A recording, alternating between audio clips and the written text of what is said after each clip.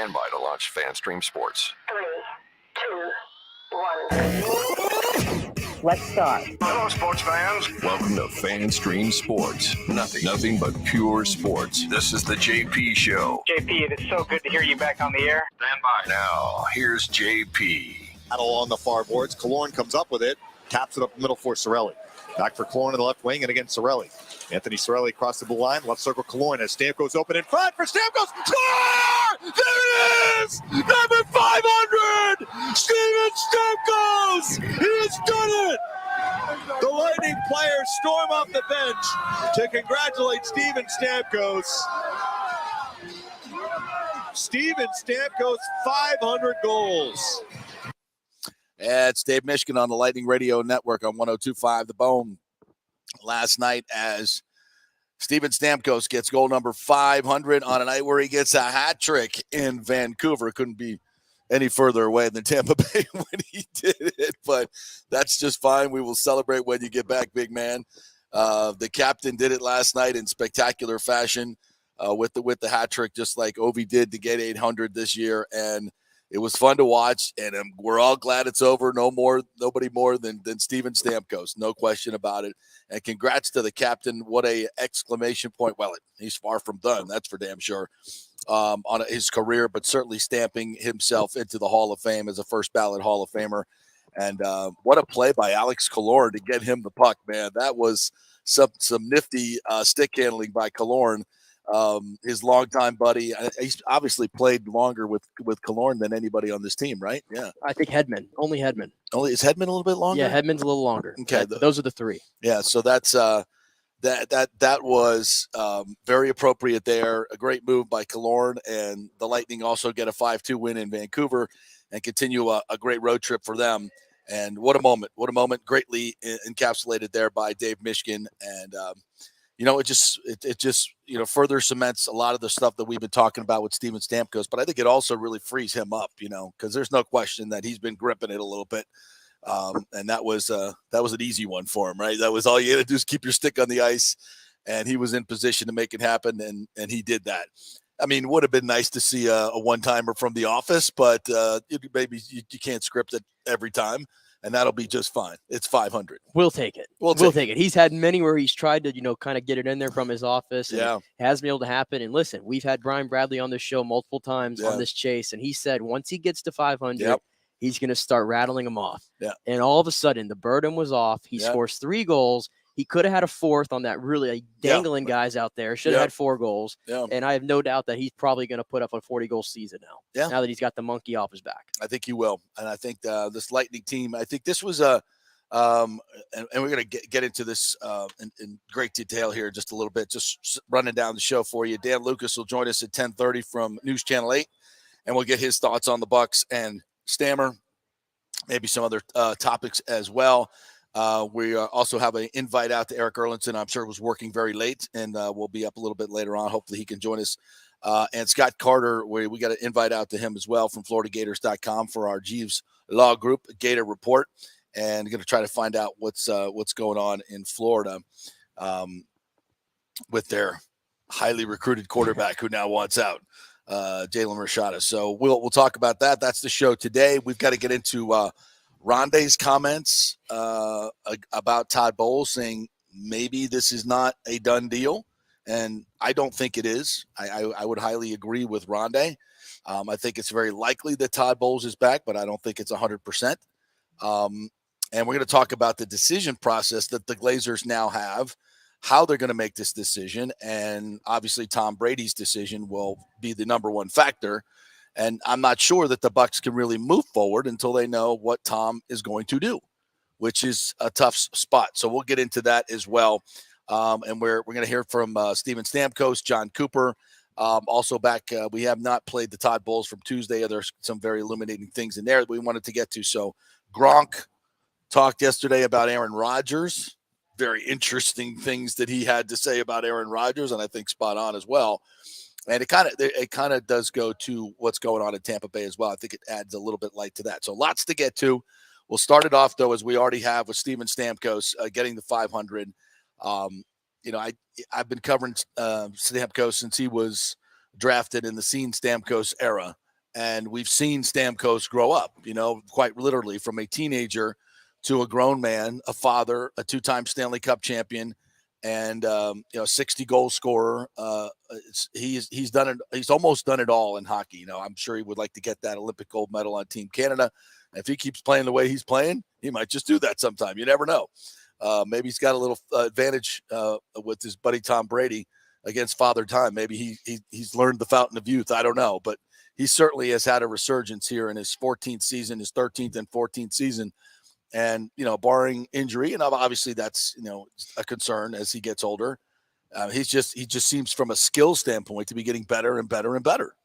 Yeah, we've talked about this. This is the most complete version of Steven Stamkos that we've seen. And I'm glad that we can give him his flowers now, because we don't do a good enough job of doing it during guys' careers. Yeah. But it seems like now that he's gotten the 2 cups and there's nothing else that he has to prove to anybody, we're able to enjoy this. And I think that was my takeaway from last night is, man, I can't take this for granted. Yeah, I cannot take this for granted. All the great players that have come through this city in all sports, and we said it yesterday. The greatest thing that ever happened to this market in sports was Tom Brady choosing the Bucs. Absolutely, that won't change. Absolutely. But the greatest athlete, in my opinion, to play in this market is Steven Stamkos. Yeah, and you have to define greatest. What is your definition of greatest? And I think accomplishments, longevity, champion for the city, championships. And I think he earned everybody here's. I don't know if respect is the right word, but adulation, I don't know, for turning down Toronto in 2016 and keeping this band going. I think that, to me, put him on another pedestal. I agree as well. We want to err towards, the Buccaneers, obviously, because they are the first professional franchise here in Tampa Bay. They're the grandfather. They're the daddy, so to speak. So you would want to put somebody from that organization maybe on top of the list. If you have a Mount Rushmore, they're all even, so it's you don't number them. But if you have to make a choice, I don't think you can make an argument better than Steven Stamkos, because you got the 2 championships, 5 finals, 4, yeah, because lose to Chicago, win, lose. So 4 finals, Stanley Cup finals. 8 championship finals. I'm trying to remember the number that they've gotten to the championship series. I think it's 7 or 8. At conference finals. So, which is more than half his career. Yeah, I mean, there's nobody on the Buccaneers that has a resume like that. No, this is the most successful franchise by far, of all the 3. Right, and double championships over Rondé, over Brooks, over Sapp. So Hall of Fame obviously has to be in there in the resume, and Rondé's going to get that at some point. So, in his longevity, right? Championships, longevity, Hall of Fame, but Stammer's got one more. And he was the captain.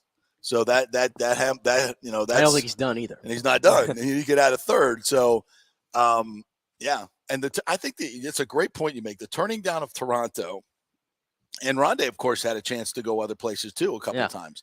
And he took less money to stay, not a whole lot, but he took less money to stay, which I think was a smart.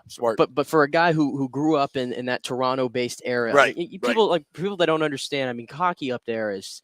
Yeah. I mean, we all know about it, but it's just a different breed. And when you're from Toronto, you dream of playing for the Maple Leafs. Absolutely. I mean, John Tavares is a good one. He became a free agent or whatever it was, and he said, "I'm going to Toronto. I'm going home." Yeah. Steven Stamkos had that opportunity. He chose to go to Tampa Bay, and in 2016, I'd argue this. Tampa Bay was still kind of like ascending into this, like becoming a true hockey market. Yeah. It wasn't there yet. And he kind of took it to the next level by turning down the Maple Leafs. And we've said this many times, that has had kind of a butterfly effect on all the franchises, I think, because it put Tampa Bay in the premier light. Like, people stopped saying, okay, this is the Buccaneers market, right? I mean, for the more of a national perspective, this, it's always been kind of the Buccaneers, right? That's I think that's more the national perspective. And then when Tom Brady came here, it was like, oh, how could he possibly be going there?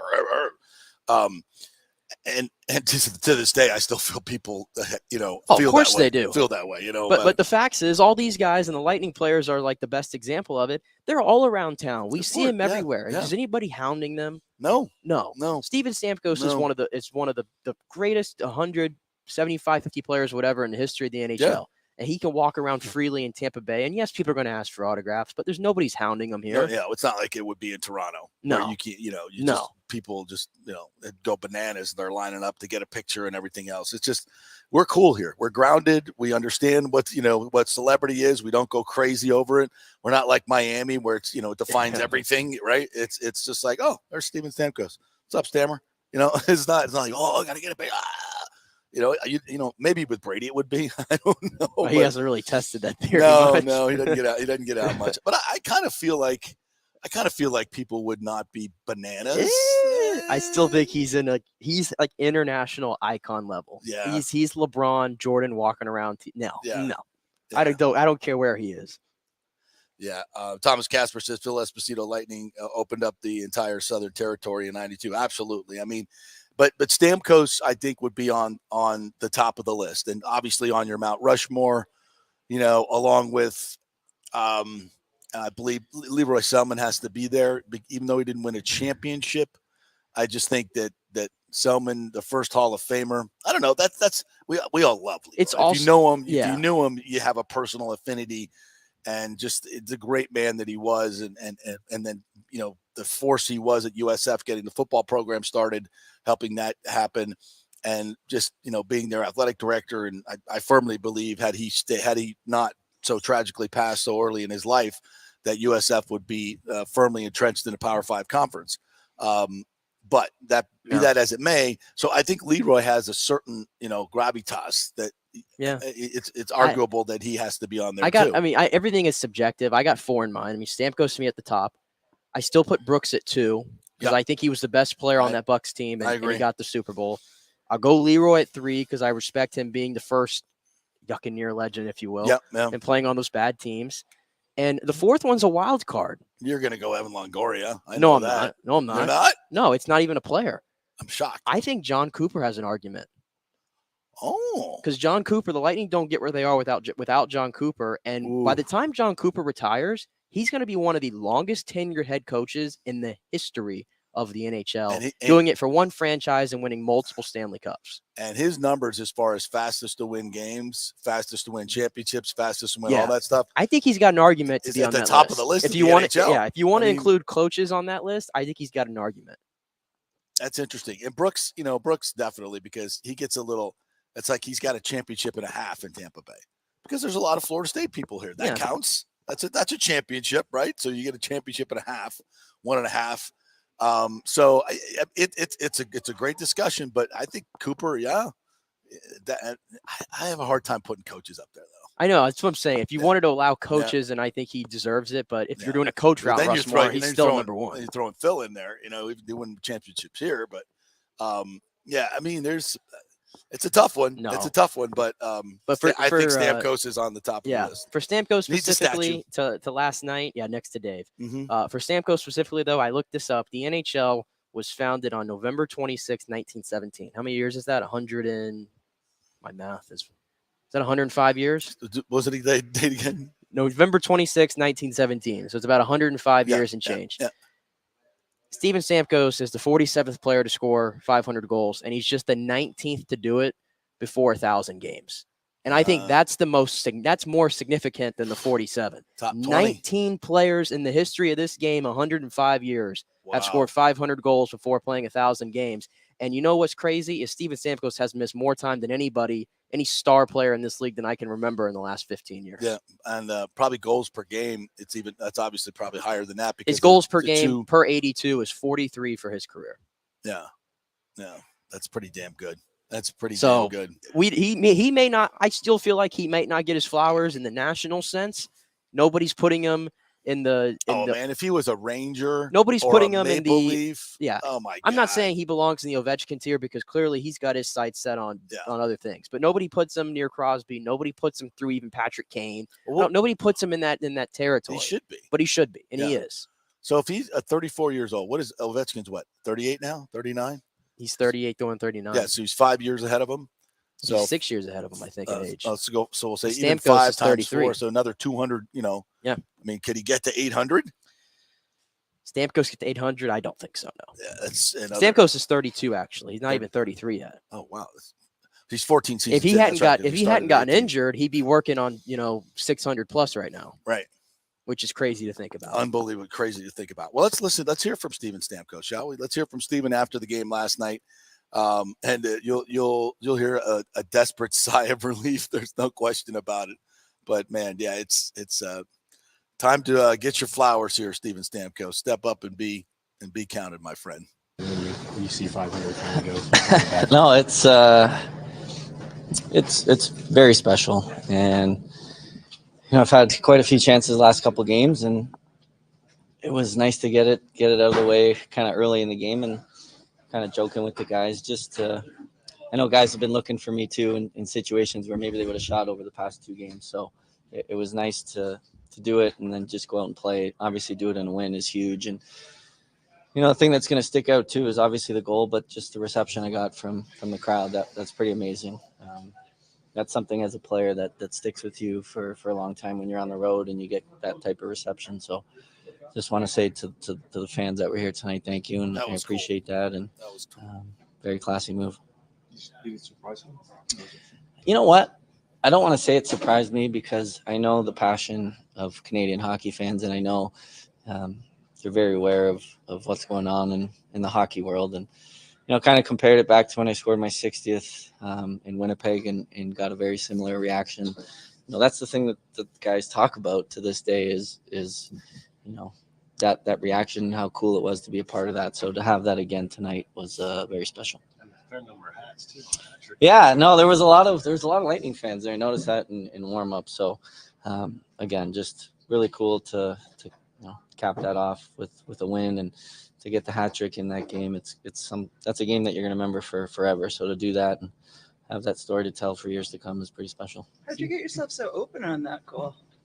On the first, Killer made an unbelievable play. So that was unbelievable. Hats off to him. It was great hustle by Cirelli, and then Killer with that toe drag. And I knew it was coming. I just didn't know when. I was, wide open back door. So just had to make sure I didn't miss the puck. So it was a great play by Killer. Steve, do you sense how much your teammates wanted this for you, whether it was over the past few games or the celebration that at the end? Yeah, I mean, it's such a humbling experience when you have a moment like that and you get to celebrate it with your teammates who are genuinely just excited as you are. So I'm so thankful for them. Obviously, this is an individual statistic, but it takes so many different players along the way that have helped me get to that. And that's where you reflect on those things, and you're just very thankful to be part of this group and the group of players I've played with for one organization for the last 14 plus years. It's pretty special to do it, and to have that reaction from them too is just amazing. What was the scene in your life when you came in? Yeah, it was great. Listen, to do it in a win too, where everyone's in a good mood is it's icing on the cake. So, like I said, it's really special when you have a moment like this. It's coming and it's building some anticipation, but at the same time, you kind of want to get it sooner than later so the guys can just play too. And like I said, it was nice to do it in one of my first couple shifts tonight. Did you feel that the guys loosened up even after Yeah, that? for sure. I mean, and then the other goals came too. I mean, it's just one of those things. I've had so many good looks the last couple of games that, subconsciously probably gripping the stick a little bit. And then you look back and probably thankful now that I missed that empty netter in St. Louis, that I got a chance to do it on a great play by my, teammates and then cap it off tonight with an empty netter, which was a little more sure-handed, but just a special night for sure. And when you're in the middle of a long road trip like this, how much of a boost does this give to your team where it could maybe get to be a little bit of a grind as you're like midway through? Yeah, I mean, we talked about just wanting to play better on the road. I think we were, 500 on the road coming to this trip. We always want to get more points in games played. We've done that already with the 3 straight wins, so let's get greedy and go get some more. But I think winning is the important thing, and to win anytime you can do an individual achievement and have the team win too, it's that much more special, and everyone's in a better mood after, and you can celebrate a little. But we still got a couple games left on this trip that we want to win. That includes tonight at Edmonton. So that should be fun. Yeah, it should be. I think that's a national game tonight as well. Am I wrong there? Yeah, 9:00. I think it is a TNT game, if I'm not ESPN. mistaken. Oh, ESPN. Oh, well, there you go. Regular, not ESPN Plus, folks. ESPN. So you don't have to go hard to find this one tonight. So 9:00. Connor McDavid and the boys over there will. Holy hell, man! What's that? I'm just looking at the matchup tonight, and Connor McDavid's numbers just don't seem real. 36 goals, 46 assists, 84 points. We're 46 games in. We're half the way through, and he's got 84 points and 38 goals. Jesus. Wow. Holy hell, man. That's pretty good. He's a machine. That's pretty good. Yeah. If it wasn't for McDavid, by the way, I think Kucherov is second. He's now second in the league in points. Yeah, Kucherov with 18 goals, 46 assists, 64 points. Looks pedestrian next to McDavid. 20 points, 20 goals and 20 points behind Connor McDavid. But, well, I think Edmonton, 25, 18, and 3. Yeah. So a little not quite where the Lightning are, but they're playing some good hockey. So back-to-back tonight. They'll take on Connor McDavid. That'll be a nice watch tonight on a Thursday, and that'll be fun to watch. All right, well, let's hear from John Cooper last night as Coop, who, has been here every step of the way with Steven Stamkos and has really – and it's been interesting too. I'm not saying it's certainly not Tortorella, Vinny LeCavalier level, but I think, from time to time Stamkos and Cooper have butted heads over, playing center and wing and moving people in and off his line. That's not always the case with superstars. But Coop is a different type of coach, and he's proven that it works. It's one of those things that, and you look at the Brady situation where you have an all-time Hall of Famer and you want to listen to their input all the time, but they come from a different perspective. Coach has to look at the entirety of a team and what's best for the team and not just what's best for the player. And even though the player may think that his ideas are best for the team, and sometimes they're not. And that's why you have, having a powerful autonomous coach who will say no to superstars sometimes is not a bad thing. And I'm not saying that, Stamkos is making all these demands, but because I think Stamkos has handled the coaching tremendously well. So, and this is what it should look like when you have a coach superstar situation, relationship. To me, this is what it should look like. There should be mutual respect on both sides. You don't have to agree on everything, but the team goals are winning. Yeah, and this coach is dealing with 5 superstars. Right, exactly. 5 guys who might find themselves in the Hall of Fame one day. An excellent point. So, it's an interesting dynamic, and I think Coop does it better than anybody maybe in sports, certainly in the NHL, maybe better than anybody in sports, to keep your team hungry, to keep your superstars satisfied. I mean, you could look at the Bucs and say, did these great players play to their utmost potential this year? Hell to the no. Hell no. And did the Bucs look like a hungry team that really wanted a championship compared to the Cowboys? No, not even close. The intensity level was not even close.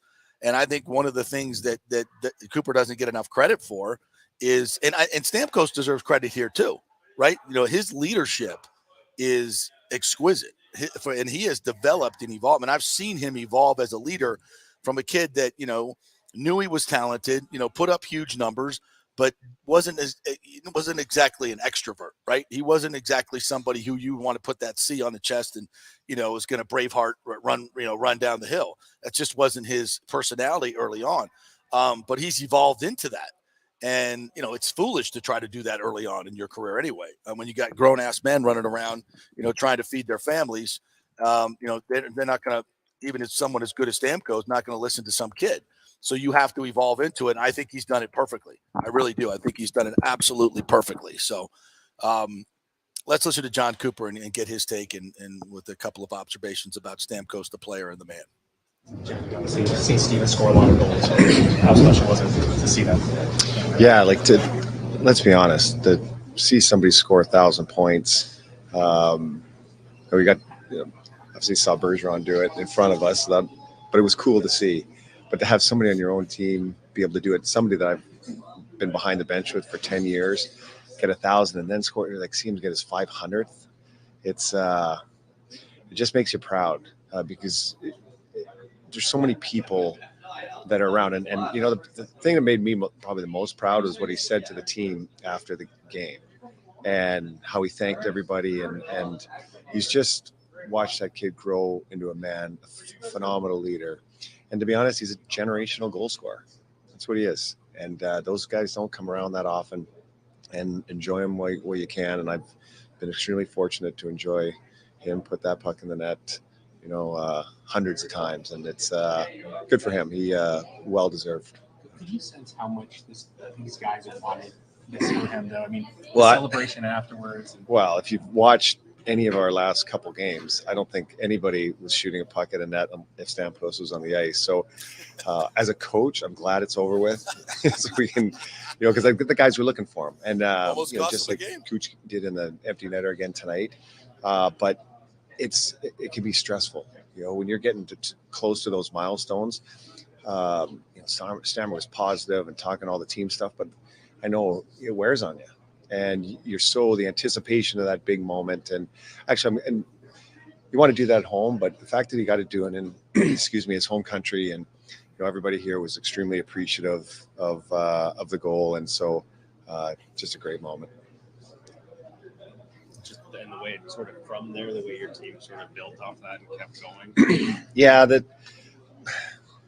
game's kind of the afterthought here. We got 2 points out of it, but as a coaching staff, am I happy we won? Yes, not really happy the way we won. I think we got that 4-goal lead, and then we just sat back for 2 periods, and it was you get Stammer's the highlight of the night, but you got to tip your cap to Brian Elliott, because he kept this thing the way it was down the stretch, and so we'll need better out of us tonight, or than we did tonight, for tomorrow, because we can't just sit on these leads like we did, but worked out for us tonight, and let's move on. That's a good point right there. Brian Elliott continues to be an absolute rock when they have to call it him this year.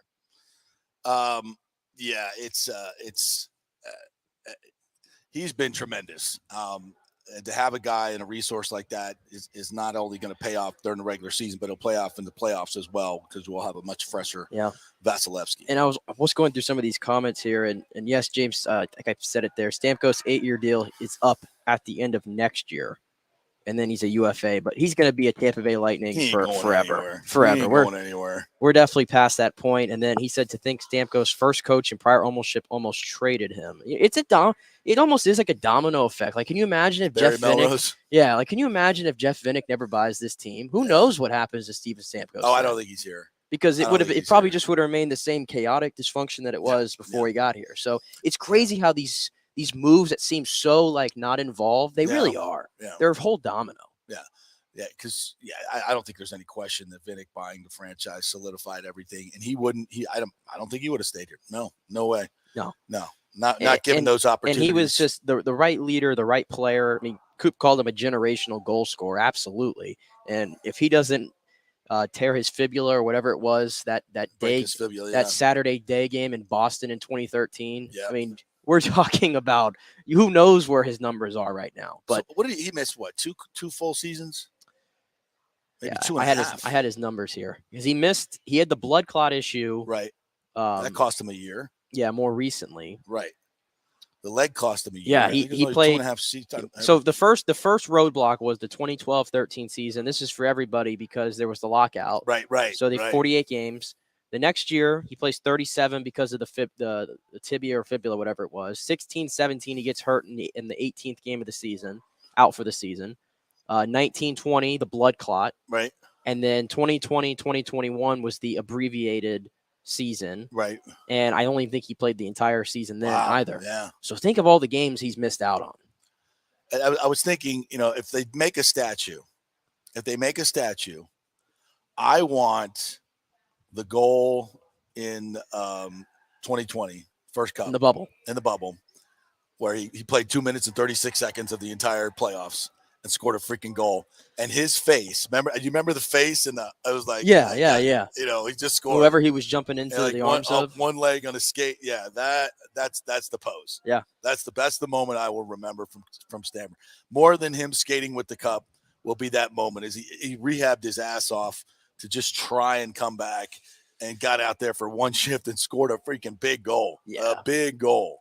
That's just ridiculous. I think it's the most iconic moment in this franchise's history. I think it might be. I think it is. I think it might be. I mean, I think I was going to say, like, Hobby Bullen's save with 4 minutes left against Calgary is up there. Or 2 seconds left. Yeah, that one. That one, but the one with 4 minutes that was whoever it was. Vinny between the legs against Montreal was a big one. But just that moment, everything that came to that head, I mean, Stamkos, that's number one. Yeah, I think so. What a moment. All right, we'll take a quick break. We'll come back on the other side. Dan Lucas is going to join us from News Channel 8. We'll get his thoughts on Stammer. He's covered him for as long as I have. And, of course, the Buccaneers. We'll get some thoughts on that as well. And we got lots to get into with the Bucs. Rondé's comments, Gronk's comments, Julian Edelman's comments on Tom Brady. Very, very telling. So we got lots to get to here on the JP Peterson Show, brought to you by Bay Area Modern Medical Center, BAMMC.com. Chris Lugo and the medical team over there will get you right. Testosterone replacement therapy, weight loss, nutrition, immune system. They do it all at the Bay Area Modern Medical Center. And the Jeeves Law Group, back at 3. Jeeves Law Group. I've known Scott Jeeves for quite some time, and he's just like us, a huge college football fan. He loves his Gators. In fact, he sponsors our Gator Report every Thursday at 11 o'clock with Scott Carter from FloridaGators.com. But he's not just another PI attorney. He is a ferocious advocate for his clients. Scott Jeeves is a board-certified civil trial lawyer and a certified circuit court mediator practicing in Tampa Bay for over 30 years. He is an AV preeminent rated civil trial lawyer and certified circuit court mediator. Folks, these designations are not just given out. They're given only to the best trial attorneys. But more than anything, Scott takes these cases personally. I've heard it from his clients. He's a fighter you want on your side. Insurance companies hate it when they see you're represented by Jeeves. He's just different. 727-894-2929 or go to JeevesLawGroup.com. That's JEEVES lawgroup.com and tell them JP sent you. Now is the time to make sure your home insurance is in order. In the last year, many of us have made improvements to our homes. So call the folks at Italiano and discuss these upgrades to make sure you have enough coverage. According to a recent report, almost 64% of homeowners don't have enough insurance on their home, which is their most valuable asset. Also, a great time to make sure you have flood insurance. Even if your mortgage company does not require flood insurance, your home could still be at flood risk. Another big item as we enter hurricane season is making sure your pool enclosure is added to your policy and there will be no issue at claim time. That happens a lot. So call your friendly agent at Italiano Insurance to review your policies today. 813-877-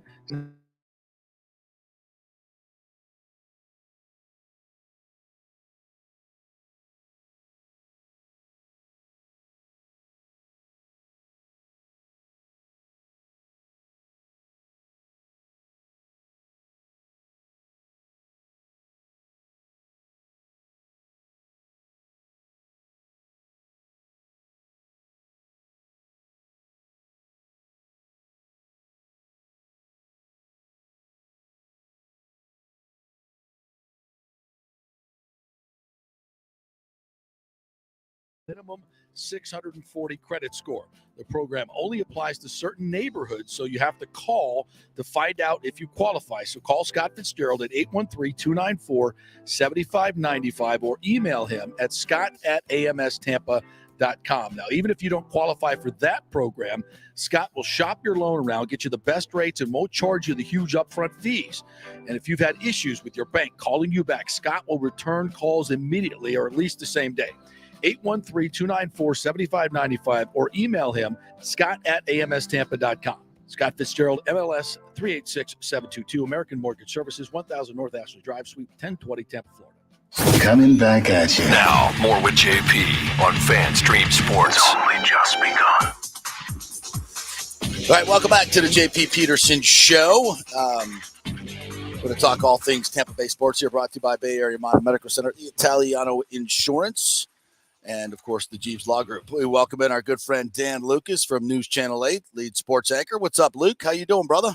JP, how you doing, man? Firing off the text messages. Yeah. And, trying to get this Byron Leftwich news, our own independent confirmation, as they say in the business. But kudos to Rich Stroud for getting this out quickly this morning. And sounds like changes are coming. Well, I think Peter Report may have had it before Rick Stroud, Yeah, but the pissing match that is who got it first, whatever. Yeah, so and so had to give it credit. I love the Twitter stats over the who had it first. Well, I think we all knew this was coming, and and it's no surprise. But as I've been talking about for a few weeks now. I'm not defending Byron Leftwich. I do think he needed to be relieved of his duties, but to think that this is going to fix the offense is fool's gold. It's not. There's a lot of work that needs to be done here. Chief of which is finding out if Tom Brady is coming back. But first and foremost, let's get your thoughts on Byron Leftwich being fired and what this may or may not portend for the rest of the staff and how they move forward. Well, I think it's going to have to include other moves because, the coordinator is high a role as that is, and number two in command, essentially. You got your people under your system, and so it's now been determined, obviously, that it's not working, and everybody speaks that language, everybody's in that playbook, and so if they're going to make a change, it's got to be sweeping. Yeah. So I get that. And it's this pro sports is such a ugly business when it comes to this side of it. I don't, all these people foaming at the mouth, wanting people tossed like trash. That's just ridiculous, bunch of BS. Yeah. And but that's how sports fans are. That's fine. But it's the business they chose. Byron Leftwich is a big boy. You sign on for a career in sports. That's what you open yourself up to. But you got to look at, like you said, something. Where was this not clicking? Where? Yeah. Certainly injuries played a part in it. Maybe stubbornness played a part in it. Yep. Preparation. I don't know how much that played a part in it. Game planning. Mm-hmm. Looking at breaking down defenses, what you could do successfully. There were a lot of things we saw all season long that were repetitive and didn't work. And that's what had fans frustrated. Yeah. The short yardage runs, the third down passes into the dirt, the blocking schemes when defensive pressure was getting to Brady, not having somebody chip in sooner. Yep. Just a lot of things. Even Brady off on passes sometimes. That's not Byron Leftwich. Right. Exactly. So there were a lot of things that were off, and this is all connected to Brady's future, the quarterback plan with or without Brady. The salary cap is a disaster. I was just looking at the list yesterday. Yep. The dead cap space they're carrying this year that's without Brady. Right. Guys that are up who need to be paid. A lot of the young defensive players, Jamel Dean, Mike Edwards. Right. These guys need to be, retained and paid. And those, by the way, those two guys are making less than $1 million a year. Do they need to be retained? And I don't know. I believe in free agency. You got to bring back your own. Yeah. You got to bring back your own because you can laugh and say, "Yeah, really?" Well, then, who else is out there? Who else are you going to get? Right. Yeah. Yeah. Who's going to out there at an NFL elite level? If you say you're going to address things in the draft, then good luck. You're taking your chances. Yeah. So, it's part of a big mess. And like you said earlier at the beginning of the call, I don't know if this Leftwich move is going to solve much. Yeah, and here and everything is contingent upon Brady's decision, right? That's the linchpin. Julian Edelman, who's co-host of Inside the NFL, obviously very, very close to Brady, if not his best friend, said, quote, if he has another season, it won't be in Tampa Bay. Tom is a businessman. Tom is a smart guy. He's going to do exactly what he did when he left New England. He's going to do the best situation that helps him win if he wants to continue his playing career. To me, that carries a lot of weight.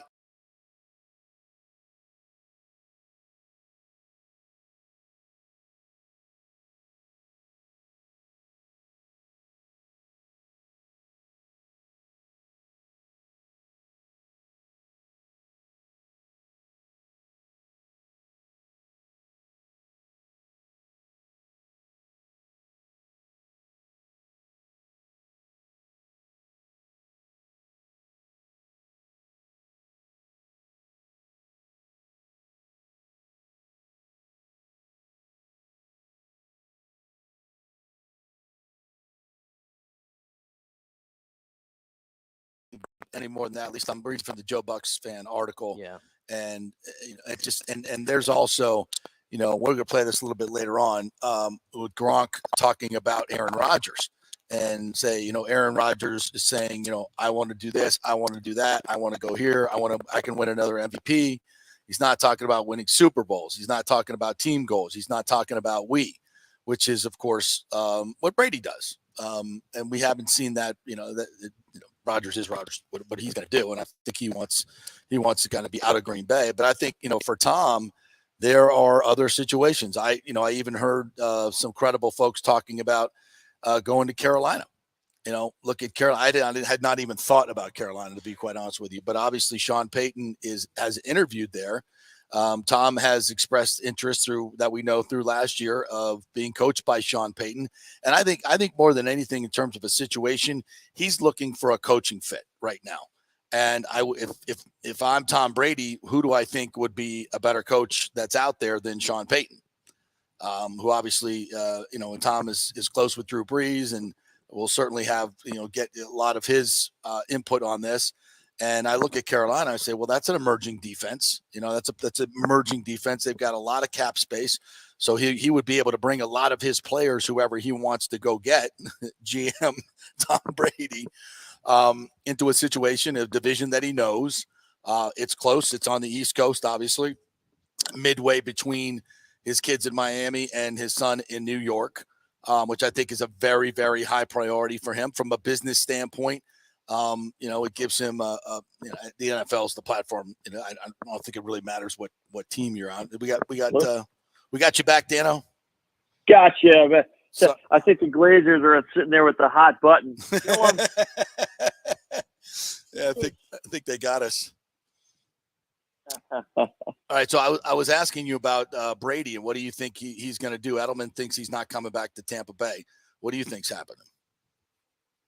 Well, up until today, and I don't know where I got cut off. Obviously technical issues, yes. So I apologize. But I thought that the Bucs were the best place for him to come back. But given all of these scenarios, I don't know if that's the case. And I don't understand the link to the Raiders, even though the odds say they're the top.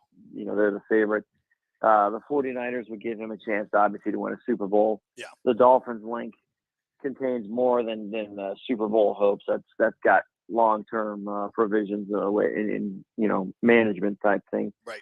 So I don't know where else the guy can go off into the sunset as a Super Bowl champion, as Edelman's alluding to. I think they really went all in the past 2 years here to make that happen for him, and it just didn't work out. And in 2023, they got to pay the piper.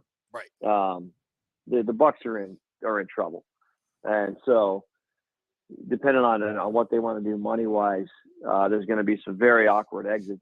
The Bucs are going to be competitive in 2023, but I don't know if they're going to be a Super Bowl contender. So I don't know why Brady would do that. Maybe he does want to come back, though. He says he enjoys it here. So, but that's going to be a tough thing to do. I would like to see a resolution sooner rather than later on Brady, just to give Jason Light some type of time to map this out. Oh, he has to.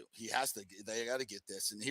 And Rondé Barber was on a podcast yesterday, and he said, I'm not sure I'm not sure they really should keep Tom, Barber said, or Brady. I think this team is at a point where they're going to let him make the decision. Obviously, it's Tom Brady. He can make the decision, but this team probably is looking to evolve a little bit from what they have once been.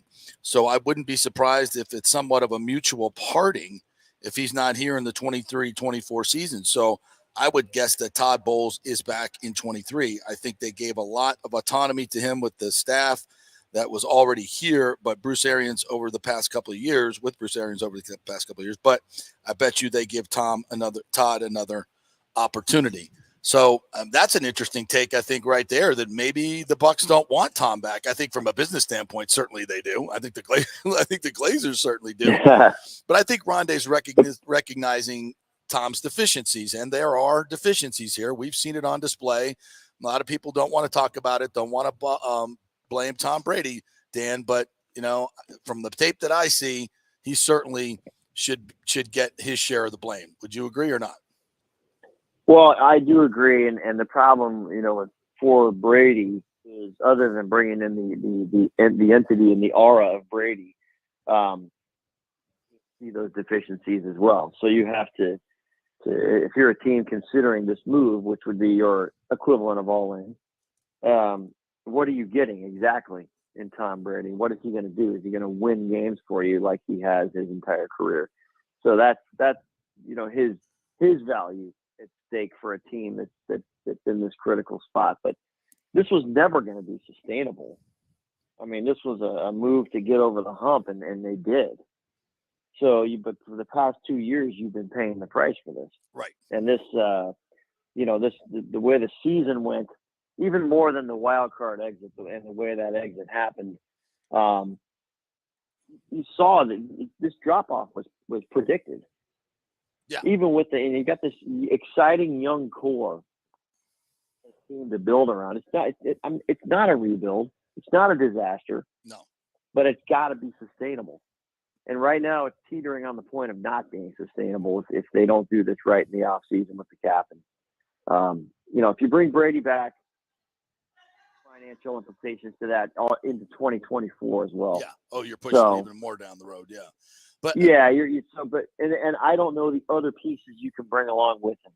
Julio Jones is on the docket for $6 million. I mean, you go down the line when you look at the list of unrestricted free agents, the value, the market value, what the hit would be on the Bucs. You just shake your head and go, how is this doable? Yeah. If you wanted to keep the band together, I don't know how it is. Well, I think we saw some numbers put out by Josh Capo the other day that if Brady comes back and you pay him $30 million, you can continue to, put those voidable years in his contract, and you're actually creating $16 million in cap room. And then if you get rid of Donovan Smith, Suck Up, Fournette, and Cam Brate, you'd have a total of renegotiate other deals. You'd have a total of about $65 million in cap space to work with, and you got Brady back. Now you got to go get yourself a left tackle or a right tackle and move Tristan. You got him. I don't think Fournette or Cam Brate or even Suck Up is that big of a loss at this point. So it's doable. I think it's very doable. But again, and this is the Brady thing, and this is what Rondé's talked about. He talked about on our show, and I've talked with him about this as well. Brady is great, but you have to have everything around him. You have to have an elite offensive line. You have to have 3 elite receivers and a tight end named Gronkowski, and then you can be successful and win a Super Bowl. And you got to have a good defense. And what I saw in that playoff game and against good teams this year, this defense needs a lot of work, Dano. It's not just the offense. This defense needs a lot of work too. And so, and will the line be elite as it was in 20 and 21? I don't know. I mean, you got Jensen back, but you got to go find another tackle, right? Your left guard is still up in the air. So there's a question mark. And your 3 elite receivers, 2 of them aren't I mean, Antonio Brown's gone, obviously. Evans seems to regress a little bit this year, and Godwin's still coming off a knee. I'm just saying you don't have the 3 amigos like you had back in the day. So, like you said, can you put it all back together again? Could you put Humpty Dumpty back together again? I don't know. Yeah, well, I definitely fell off the wall and broke Monday night. But Akeem Hicks is on that list. Mm-hmm. Obviously, Levante David is on that list as well. So these are the Levante David to me is very it's interesting. It's awkward. Anyway, it might be heartbreaking for you hate to see these guys, these long tenured guys go in modern day sports. Not possible. I would love to see a way to keep Levante. I don't know how that's going to happen. Right. But like you said, the defense together needs some work. And I think that guys in particular, Tryon Shianka's got a really time now. There's no more learning curve. And Paul he was kind of tucked away there and didn't have to be relied upon. But now we got to see what he's worth. Yeah. I don't think JTS has it to be an elite player, an elite edge rusher. I don't think he's big enough. I don't think he's fast enough, and I don't think he's hungry enough. It's funny, Dan. You get in the locker room, and we've been doing this a long time. and you just see kind of the way some guys carry themselves. And he's a really nice guy, Yeah. but is he a serious football player? Is he serious about being a badass football player, a badass defensive end, a badass edge rusher? I just don't think he has that type of demeanor in him, to be quite honest. I think he likes to be an NFL player, and I think he's an okay NFL player, but he doesn't set the edge. He's not physical. He's not super quick, not super fast. I don't see a mean streak. I think he's just a guy. I think he's just a guy. You need better than that. Yeah. It's going to be interesting to see how he grows and opposite Shaq Barrett, who's coming back, and who knows how he's going to be performance-wise. It is really frightening when you think of if these things don't work out, what could happen to this team. It could be a long season. And you know what? The New Orleans Saints, when it comes to salary cap, are in an even worse position. Right. Carolina is still trying to get itself sorted out. This division could be bad again. Yeah, it could be. Winnable at 8-9 again. Yeah, with Brady, that's not hard to see. You know, anybody else. We got to know who the quarterback is and what the situation is. Hey, real quick before you go, a quick word on Stammer's 500th, and you know, you and I watching him grow up from a kid, an 18-year-old kid who came here to this, you know, this pillar of the community, icon of the NHL, and now 500 goal scorer, first ballot Hall of Famer, 2-time Stanley Cup champion. You know, we had the discussion. He may be the most decorated and the greatest athlete in the history of Tampa Bay sports. I think that's true. Yeah, when it's all said and done, I think that's going to be the case. And you knew when the billboards were up before they drafted him that we were in for something special. We just didn't know exactly what we had yet. I'll never forget his 60-goal season. You know, putting in the empty netter and what that meant to the franchise all those years ago. And I felt that the time he lost for the broken leg, the blood clots, he's lost almost a full season for the various injuries. And if you look at it from a sheer numbers perspective, where would he be if he had all those games? Now, his health was preserved, so he's going to play a little longer, I think. He's going to wind up with those numbers. But he's, 36 behind Crosby? Yeah, I think. And goals. So this is, you know, when you're flirting with all-time greats. Yeah. Put that puck in the net last night. And by the way, what a legitimate goal. Yes. For your 500th. A beautiful pass. Waiting at the net on the right post there for the tap in. And the Vancouver crowd with a very nice ovation for him. I just thought it was such a great moment. It would have been better across the country in Amalie Arena. Yes, but, absolutely. Yeah, you felt the love on that bench. You felt a weight come off of this team. Mm-hmm. And I think the play of the team might settle in here a little bit. Oh, I agree. After that moment, they play again tonight in Edmonton, a very difficult game. But I was so happy for him last night. And everything I just said to you, I just had it all flash in front of me. You know, the young kid. We interviewed him in the studio before he ever played a game. Yeah. And watching him grow throughout, watching the Stanley Cup goal against Dallas when he came back for his cameo appearance in that 2020 year. Yes. All of that, the injuries, the heartbreak, the free agency, Toronto making a push for him. Come home, Stammer. Come home. He stayed here. Yep. He's a community guy. It just all adds up to one of the greats. I just loved it.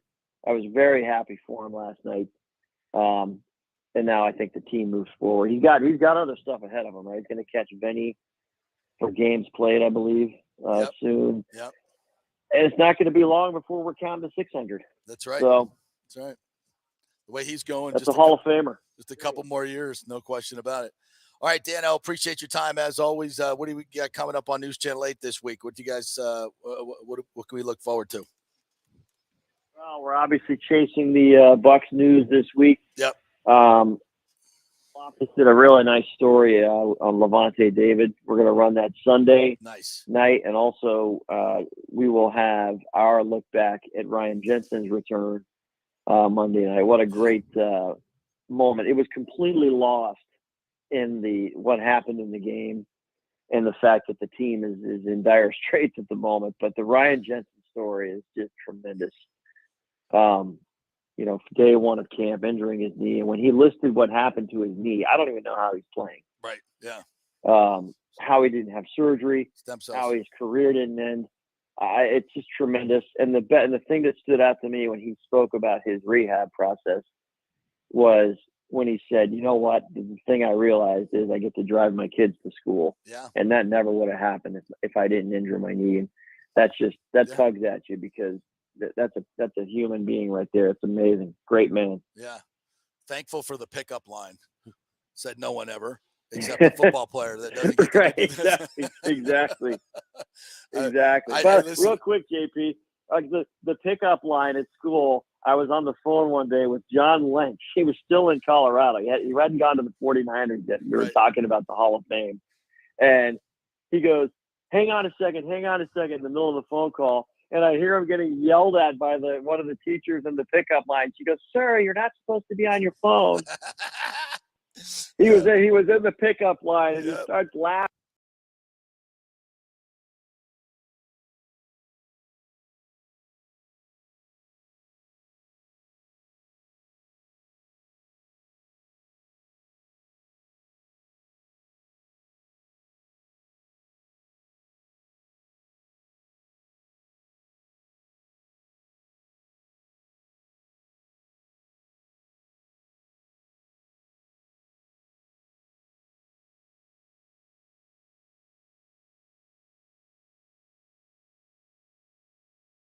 At practice, get to go, enjoy a lot of the fun stuff that you get to do, especially with young kids in the, at school. Yeah. So it's kind of cool. Anyway. Hey, because this news kind of broke as we were getting Dan on. I didn't finish the rest of the report here from Stroud. He says that as many as 5 offensive assistants and 2 on defense will be let go. So this is going to be a complete overhaul of this coaching staff right there. This is not just ending with Byron Leftwich. Wow.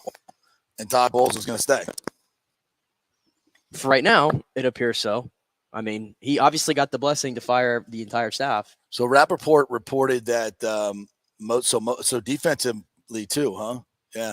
Well, I think, if Todd Bowles, if you're going to retain your job, you got to go to the Glazers and say, I'm making all these changes. And it also speaks to the fact that Bowles wasn't very happy, or these guys are all scapegoats. Yeah, that had to be the pitch to stay to the Glazers if he had that meeting already, which I'm assuming he did. Because if you went to them, and we were talking about this off air, if you went to them and you reiterated what you've been telling everybody in the public, got to coach it better, got to execute it better. We're going to do the same thing again, but do it better. That's what got Lovie Smith fired. Yeah, I don't think you're going to last long. Yeah. And so I think Todd Bowles knows that is his last chance. And, I've been saying it, regardless of the fact that I don't think Todd Bowles is a head coach in the National Football League. And I hate using the word deserve, because deserve to me is, I think, a death sentence in the NFL. Yeah. It's about earning. Yeah, you earn it. But you don't deserve anything. I knew that he was going to get the benefit of the doubt, and they're going to give him a chance to get his own staff in here and get a full off season, doing things his way.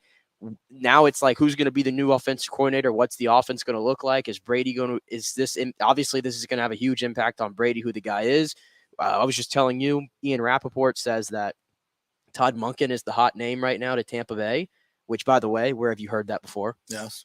From Scott Reynolds, yep, who is on top of everything right now. And he and Todd are close. Are very close. Yep. So that would excite me. If you're getting the guy that has been the offensive coordinator for the back-to-back national championships to be your offense, that excites me. I think it would excite Tom Brady. Does it excite you that your new quarterback's going to be Stetson Bennett? Oh, get out of here. Get out of here. Come on, man. Todd Monken's coming to town. He's bringing Stetson Bennett with him. I'm not entertaining any Stetson Bennett conversation today. I want Tom freaking Brady. Buck fans, how you feeling? They're going to draft Stetson Bennett in the 5th round. We're going to have open quarterback competition between Kyle Trask, Blaine Gabbert, and Stetson Bennett running Todd Monken's offense. We can bring Fitzpatrick back. Because, no, seriously, though. Fitzpatrick started the season in 2018 with 400 games. Nobody in the history of the NFL has done that. Who was the guy calling plays? And then Todd Monken. And then what happened? I'm just saying. What always happens with Fitz? He comes back to earth. No, but my Fitz magic goes to Fitz tragic. Happens every time. No. The dude's 100 years old. Stop it. This would be such a winner though if they could get Todd Monken here. What? You got what's the better alternative? I don't know what Monken's. There's so many. Here's the whole thing. You can't make an educated guess or have an informed opinion about Monken coming here unless you know who the freaking quarterback is, because it doesn't make sense. And first of all, we before we hire a coordinator, before we do anything, we need to know what's going on with Brady. Sorry, it's everything. It means the Brady approach is one way. And the non-Brady approach is a completely different approach. Completely, you can't have a hybrid, right? You got to know what you're freaking doing, and that's why Brady needs to make a decision soon, or at least the Bucs need to have some. I told you the Bucs was. And if he's not coming back, he needs to just tell the franchise, "I'm not coming back." Well, I'm looking at other opportunities. He's earned the right to take his time. Oh, absolutely. I'm not saying we need to know today. But I would say within the next 3 weeks. 3-4 weeks. Yeah, month at the most. The Buccaneers, March 1st is free agency, right? Or thereabouts, right? Sometime between now and I would like to see no later than I'm saying 3 weeks, 3-4 weeks, because the offseason is going now. I mean, think of it, look about it. Leftwich is gone. They fired half the coaching staff. Okay, so what? Why are they doing this? This is part of the plan. What's the plan? How do you know what the plan is until you know what Brady's going to do? Unless you already know. I told you the ball to me was in the Bucs court first. You got to decide what you're doing with the coaching staff. Who's the offensive coordinator going to be? I think that mattered first. I think Brady wants to see all that in place before he can evaluate his options. Well, if Brady's going to stay, isn't he going to handpick the offensive coordinator? I don't necessarily buy into that. Well, then you ain't getting Tom Brady. But you were asking me about Todd Monken. You don't know because he's a quarterback. You want to know what I do know? He was the offensive coordinator in 2018, and I just went back to pull up the stats. The Bucs had the third best offense in 2018 with Todd Monken, behind the Rams and the Chiefs. And how many games did they win? How many turnovers did they have? Well, who was the quarterback? Jameis Winston. Clearly, Jameis Winston, as we found out in 2020, was holding the team back. Yeah. But Todd Monken knows what he's doing. Okay. I mean, was Georgia ever known for offense? Listen, before he got to Georgia, and I don't want to sound like I'm poo-pooing Monken, but I'm just like, first of all, because he had a great offense at Georgia, go look at the teams that they played and the ridiculous talent advantage they had every week. I'm not saying he's not great. I'm saying it's hard to evaluate when he's playing with a varsity team against junior varsities 50% of the time and running up big numbers. Yes, Alabama's good, Florida's good. That there's some other defenses there that maybe aren't so good, and you have a tremendous talent. If you have a wall, your quarterback doesn't get touched. You have a running game that's going to average 7 yards a carry. I can freaking call plays in that situation. That's not going to happen with Todd Monken. So I'm just saying that before we say, "Oh my God, I think he's a great offensive coordinator." I think he obviously knows what he's doing. But I said, don't extrapolate these incredible numbers at Georgia to automatically having success in the NFL. I just gave you the numbers when he was here in the NFL, and that was good too. But was that the only year he was the offensive coordinator? He then got we know this about Jameis. Well, he got fired because the entire staff left. Yeah, but we know this about Jameis is Jameis put up yards, and those are rankings in yards, right? Jameis but it was tough to win because he was turning the ball over. Yeah. Was that Todd Monken putting him in too many dangerous situations? We know, or was that Jameis Winston? We know what Jameis yes, that's what I'm saying. But what I'm saying is, pump the brakes a little bit. Yeah. Just Todd Monken is not going to suddenly turn this into a 35 point. James, thank you for refreshing my memory. He was the OC the following year at Cleveland with Baker freaking Mayfield and took them to the playoffs. Again, I'm not saying he's bad. I'm just saying pump the brakes. You're not going to get 45 points a game like he had at Georgia. Well, nobody's asking for that. Okay, well, it's not just, the Bucs we got Todd Monken. We're back to having a number one offense. There's a lot of work that has to be done. If the Bucs gave does that mean Tom's coming back? Did Tom pick Todd Monken? I don't know. Todd's not. I mean, because James wants Brady to come back. What if Brady doesn't want Todd Monken? Now I want all Todd Monken, but I don't think Brady's saying no to OCs. You're out of your mind. I don't think. So you think that Tom Brady? You think if Tom Brady? I think he wants to know who it is, but I don't know. He's calling. Hey, I want this guy. Of course he is. He's going to go with anywhere. Have we said no to him at anything? I want Ryan Jensen back. Which is a good idea. I want Leonard Fournette back, and you need to pay him all this money. I want Julio Jones. I want this. I want that. I want this head coach. I don't want that coach. I want this. Come on, man. They're not saying no to. They've never said no to Brady. They never said no to Brady. But if you're Brady, though, I mean, if you're an organization that's go ahead and pull the trigger on an offensive coordinator without any input from the guy that you want to be your quarterback, that's being dumb. That's a dumb organization. That's like, going out and treating the last game that you don't have to win like, it's some important thing. And, I'm sorry. It's if you really think you're going to get Tom Brady back, he damn better have some input in who the OC is. And if he doesn't, then that tells me just exactly what Julian Edelman just told me. He ain't coming back to Tampa Bay. Well, and they're moving on without him. Okay, good. Let's know that. Let's understand that. Todd Bowles, Jason Light, have you been informed by Tom Brady that he's not coming back here? I don't know. Have you? I don't know. According to Julian Edelman, he ain't coming back here. So, all right, we'll take a break, and we will come back and have some more of this spirited discussion as well. And we'll hear from Todd Bowles as well, and we'll get some input from not only Todd Bowles, but Rob Gronkowski. We had some sound with Rob Gronkowski I want to get to as well, and your input as well. What do you like Todd Monken? Do you like Tom Brady? Do you like somebody else? Is he coming back? Is he not? We'll hit it all when we come back.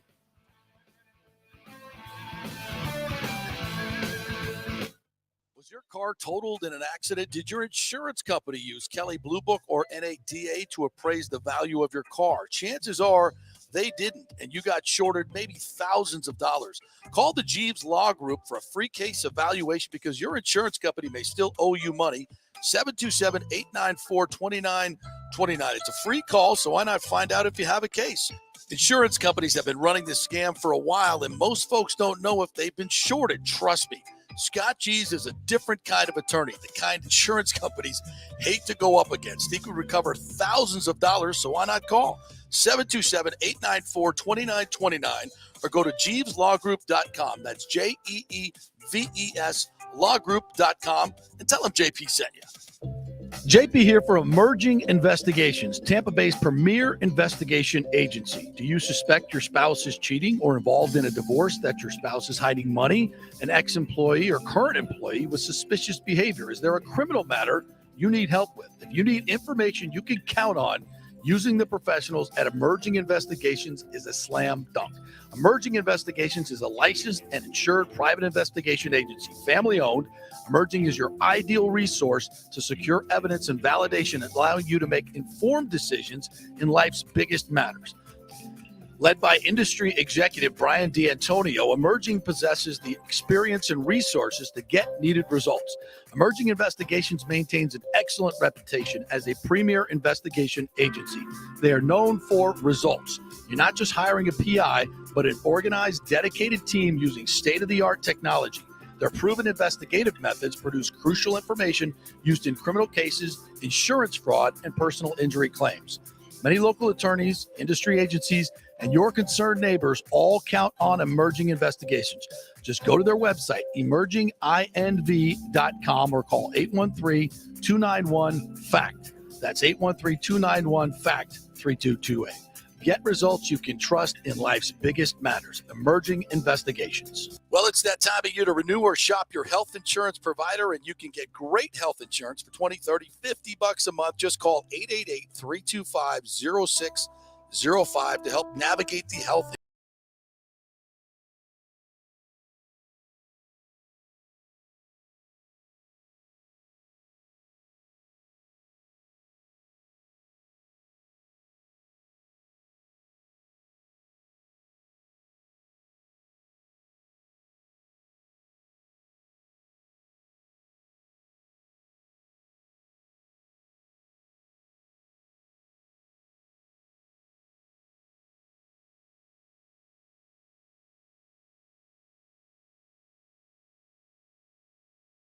$0605.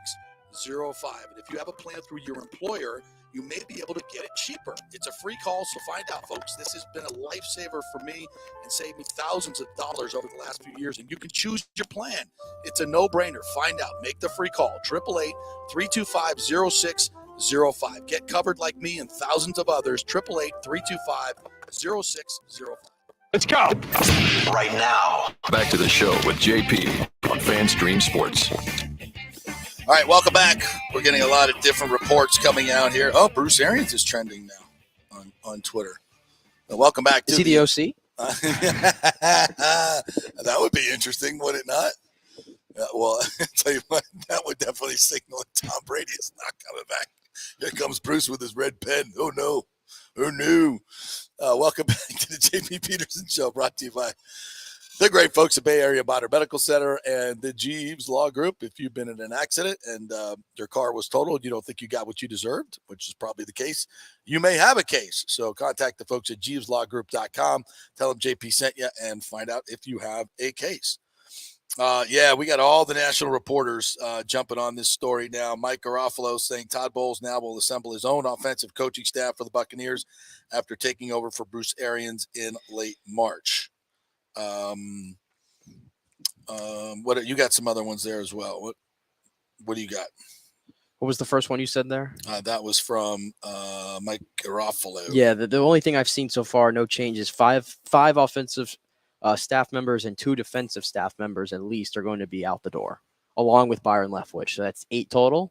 Yeah, so that means Clyde Christensen, Tom Moore, the whole group is. Oh, you can't do that to Tom Moore unless Tom Moore is retiring. You can't do that to Tom Moore. Come on. Right. Yeah, probably. He probably is retiring. But Clyde Christensen, I mean, Thad Lewis, what's the future hold for him? Because he was thought of like one of the internal options if they were going to fire Byron Leftwich. Thad Lewis was a guy who was thought of. So I think Bruce thinks very highly of him. But again, as we've talked about, I think that kind of era has to be shifted on from now. It's got to be a new offense, in my opinion, at this point.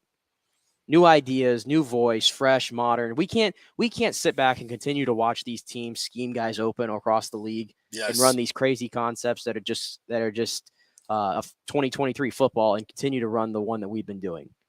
Well, and I was watching some of the tape from last night. I keep going over this time and time again. And if you want to really get frustrated, Bucs fans, go look up the All 22 or just go back to a replay. You can find it on YouTube, or if you get the NFL Plus like I have, you can see the All 22 and go look at the offensive series, 1st and goal from the 2. It's a clown show, man. I'm sitting there looking at it, and they got these bunch formations on the left. And it's like Keystone Cops. They're just like running into each other. And then Mike Evans is running no discernible route whatsoever. He's just running forward and looking back at Brady. I'm like, what are they doing? We talked about the ill-fated interception. They didn't run the ball either 1st and goal from the 5, 1st and goal from the 2. They didn't try one freaking running play. I think it had 6 or 7 plays there, and not one was a running play. And these 3, it was an incomplete pass, the first one, and I couldn't tell what routes were being run. The second one was a sack, and the third one was a sack. And you just look at nobody's getting open. There's no rub routes. There's no scheming. There's just nothing. You don't see. It's just guys trying to beat guys, and they're double covered. They're bracketed. There's nowhere to go. And there's no concept to it at all. And this is why Byron was fired. And we've been talking about it all year long. This team has been so terrible in the red zone. And you go back and look at the plays, and you can't even figure out the concept of the play. Like, what is the concept here? Yeah. Like, what are you trying to do? And we asked Byron these things time and time again all year long. I stopped going to the press conference because they were just such he's got no answer. He's got no answers. And it just seemed like the guy just had no clue. Yeah. And I will tell you this. I mean, this is information that I got from very in the know people in the off season. Not going to reveal who, but when it was between Byron Leftwich or Todd Bowles to be the head coach, and there was things told to me about Byron Leftwich of why he was not an option. Right. And I mean, I'll just say basically everything that we saw throughout the season, the way he conducts himself in these press conferences, it's not surprising. Yeah. It's not surprising why he was not one of their candidates whenever they fire or when Bruce Arians stepped down. Yeah. It just seems like he didn't have any answers. And you say, well, they had great offenses in 20 and 21. Well, Arians was certainly obviously heavy influence on that. Number one. Listen. I mean, beyond Mike Evans and a healthy Chris Godwin, I mean, Antonio Brown is a Hall of Fame player. Yeah. Rob Gronkowski's a Hall of Fame player. Ali Marpet is a all-pro left guard. Yeah. Ryan Jensen's an all-pro center. I mean, I'm not. I understand that maybe lends well to him in a sense, but at the same time, there's teams all over the league, more so this year, working with a lot less than the Bucs have had. And this team just could not figure it out. And it jumps off the table to people like I don't get deep into the X's and O's like a lot of people like you do as well. I'm still learning that side of it. But when it jumps off the tape so much that I know that's not right. And that's to like the casual fan. Right. I think that's a problem. Football to me has always been meant to like the offensive coordinators know what's going on and it's confusing for everybody else. This offense was so crystal clear to everybody that was watching. Yeah. You could be a Madden player and just a regular Madden player and pick this offense out. Yeah. And every team knew it. And there was a number, one of these analytic stats about all the teams that played in Wild Card Weekend. The Bucs, I guess, were like the most identifiable team as to what they were running of any team that played in the Wild Card round, based on the numbers. The predictability. The predictability. Yeah, of course. There was no rhyme or reason to. I mean, just look at Kellen Moore and look at the way he called that game. You could go and look at they were clearly targeting number 23 and they targeted him on almost every big play. They targeted the fact that the Bucs don't contain. So they knew that when they needed it on fourth down, they could go to the naked bootleg of Dak Prescott. And, in this case, it was KJ Britt would lose contain. And he could either run it in or throw it. Dalton Schultz was standing wide open nobody covered the tight end and nobody covered the quarterback. You think that was by accident? No, they seen it in the Bucs goal line packages that those guys that were playing those positions were incredibly undisciplined. And Kellen Moore knew, okay, when we need it, that's the play we're going to have. When did you see Byron Leftwich do that this year? It's not there. And I saw it in the Saints game. How about the stat that I brought to your attention before the show, which this floored me yesterday? Absolutely floored me. This is crazy. And this would credit to Greg Auman. He always finds these great nuggets. The Bucs faced 3rd down and 11 or longer 41 times in 2022. They converted 0 of them. Zero. You had not one play that you Not one. Not one. And how many of those were just give up screens or throwing well below the sticks, not even trying to even get the first down either, just throwing in the towel? And then it's like I asked myself, well, how do you allow yourself to get into in that situation so many times? Well, they were playing for 3rd down the entire year. That's all it ever was from Byron Leftwich, was it not? We got to do better on 3rd down. No, how about you do better on 1st down? Yeah. So that you're not facing 3rd down. That's what good teams do. And that, to me, it's like when there's so many people that are on the outside right now that don't watch the tape, that don't watch this team, don't know what's going on, that are today saying that, oh, this is typical. Leftwich is falling on the sword for Brady and for his lack of this and that. And listen, you've hammered Brady. We've done it already. It's not all on Byron. It's not all on Brady. But Byron Leftwich deserves, I think, most of the blame here. And I think rightfully so, he's out the door. That might sound harsh, but that's just my opinion. Well, and this obviously did not sit well with Bruce Arians. I don't really care if it sits well with Bruce Arians. Well, just think about I kept saying that. I'm like, if Bruce Arians is really in the ear of Jason Licht and in the ear of the Glazers and like, these are my guys, you can't do it. Well, then Bruce has to be removed. I love Bruce, but that can't be going on. I don't really care if Bruce Arians is upset. Well, this is what's been dysfunctional since the very beginning of this year. Bruce Arians, this is unprecedented, folks. We've never had a coach stand down, okay, after winning a Super Bowl winning a Super Bowl, winning 13 games, getting the second round of playoffs. We've never had a head coach say, you know what, I'm giving the keys to the defense coordinator. And that's my choice. That's never been done before in the NFL. Here's the staff.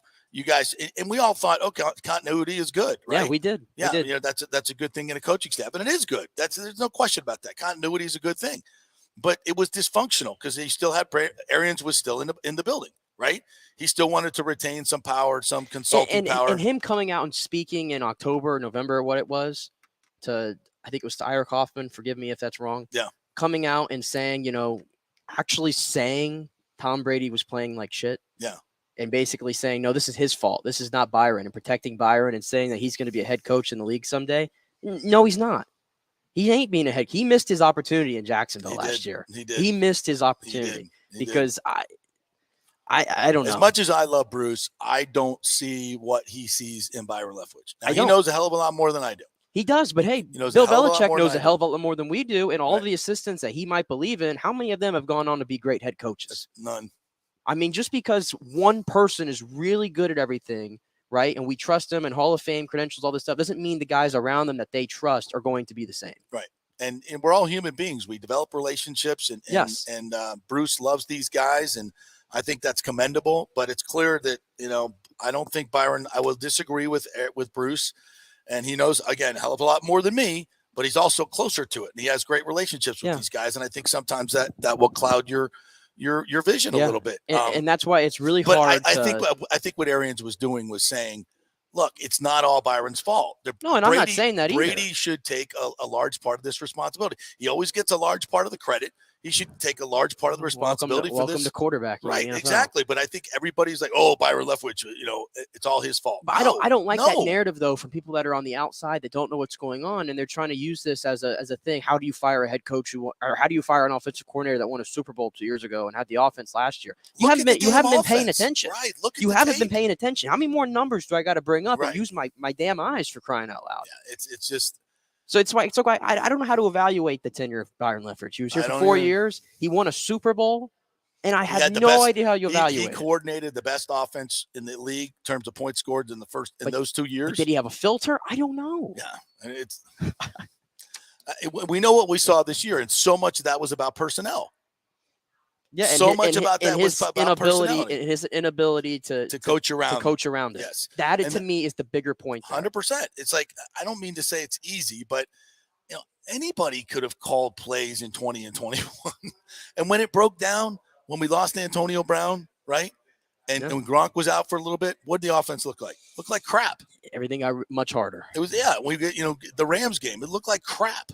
Yeah. And so there wasn't like it was all roses, and then this year, the whole entire year, when you had personnel issues, they were not able to coach around it. And that's when as an OC, that's when you make your name. Is when things go bad, you coach around it. Let's see you scheme something up. Let's see you coach around your deficiencies. Third downs, red zone. This is where you make your money. You creative stuff. Look what Kellen Moore did. Look at the concepts behind those plays. We broke them all down. You're like, yeah, that was great. You never see that from the Bucs. Yeah. Never. And if you're Todd Bowles as well, because of the situation, he's fighting for his NFL head coaching career at this point. Right. This next year is it. Right. It's either make it work this year or you're done. Yeah. And so with that being said, he knows that he's got one shot to get the staff that he wants, to get the OC that he wants. Too much of a risk to keep Byron Leftwich for the second year. You cannot let what you just happened be the reason why you're let go the following year. Yeah, I'm 100%. I agree with him. And he's asked to make changes, but I will also say, and again, with the disclaimer that I think Todd is an awesome dude and I love him to death, I do not think he's a great head coach that can take you to the Super Bowl as a head coach. I just do not believe that, and we'll see.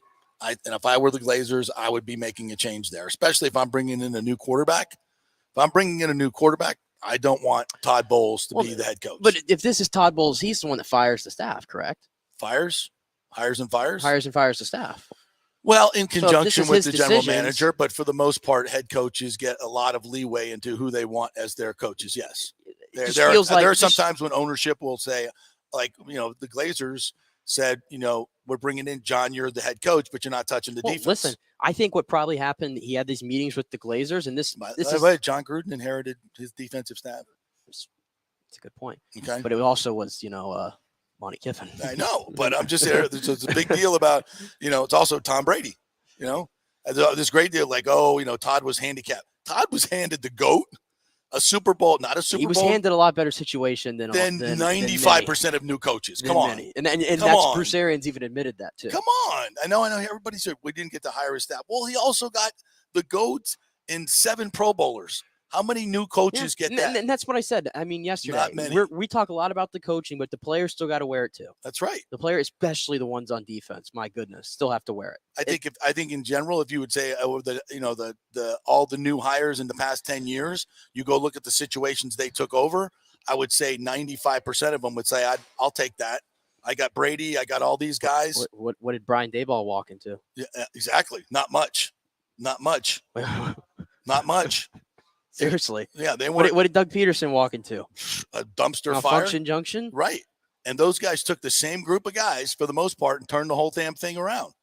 And they got to pick their own staff, but look what they had to do. Yeah, that's why it's that's what I'm saying. It's not one singular thing. It's so hard to nail down what the biggest problem was on this team because it's everywhere. There is a lot of stink right now. Yeah.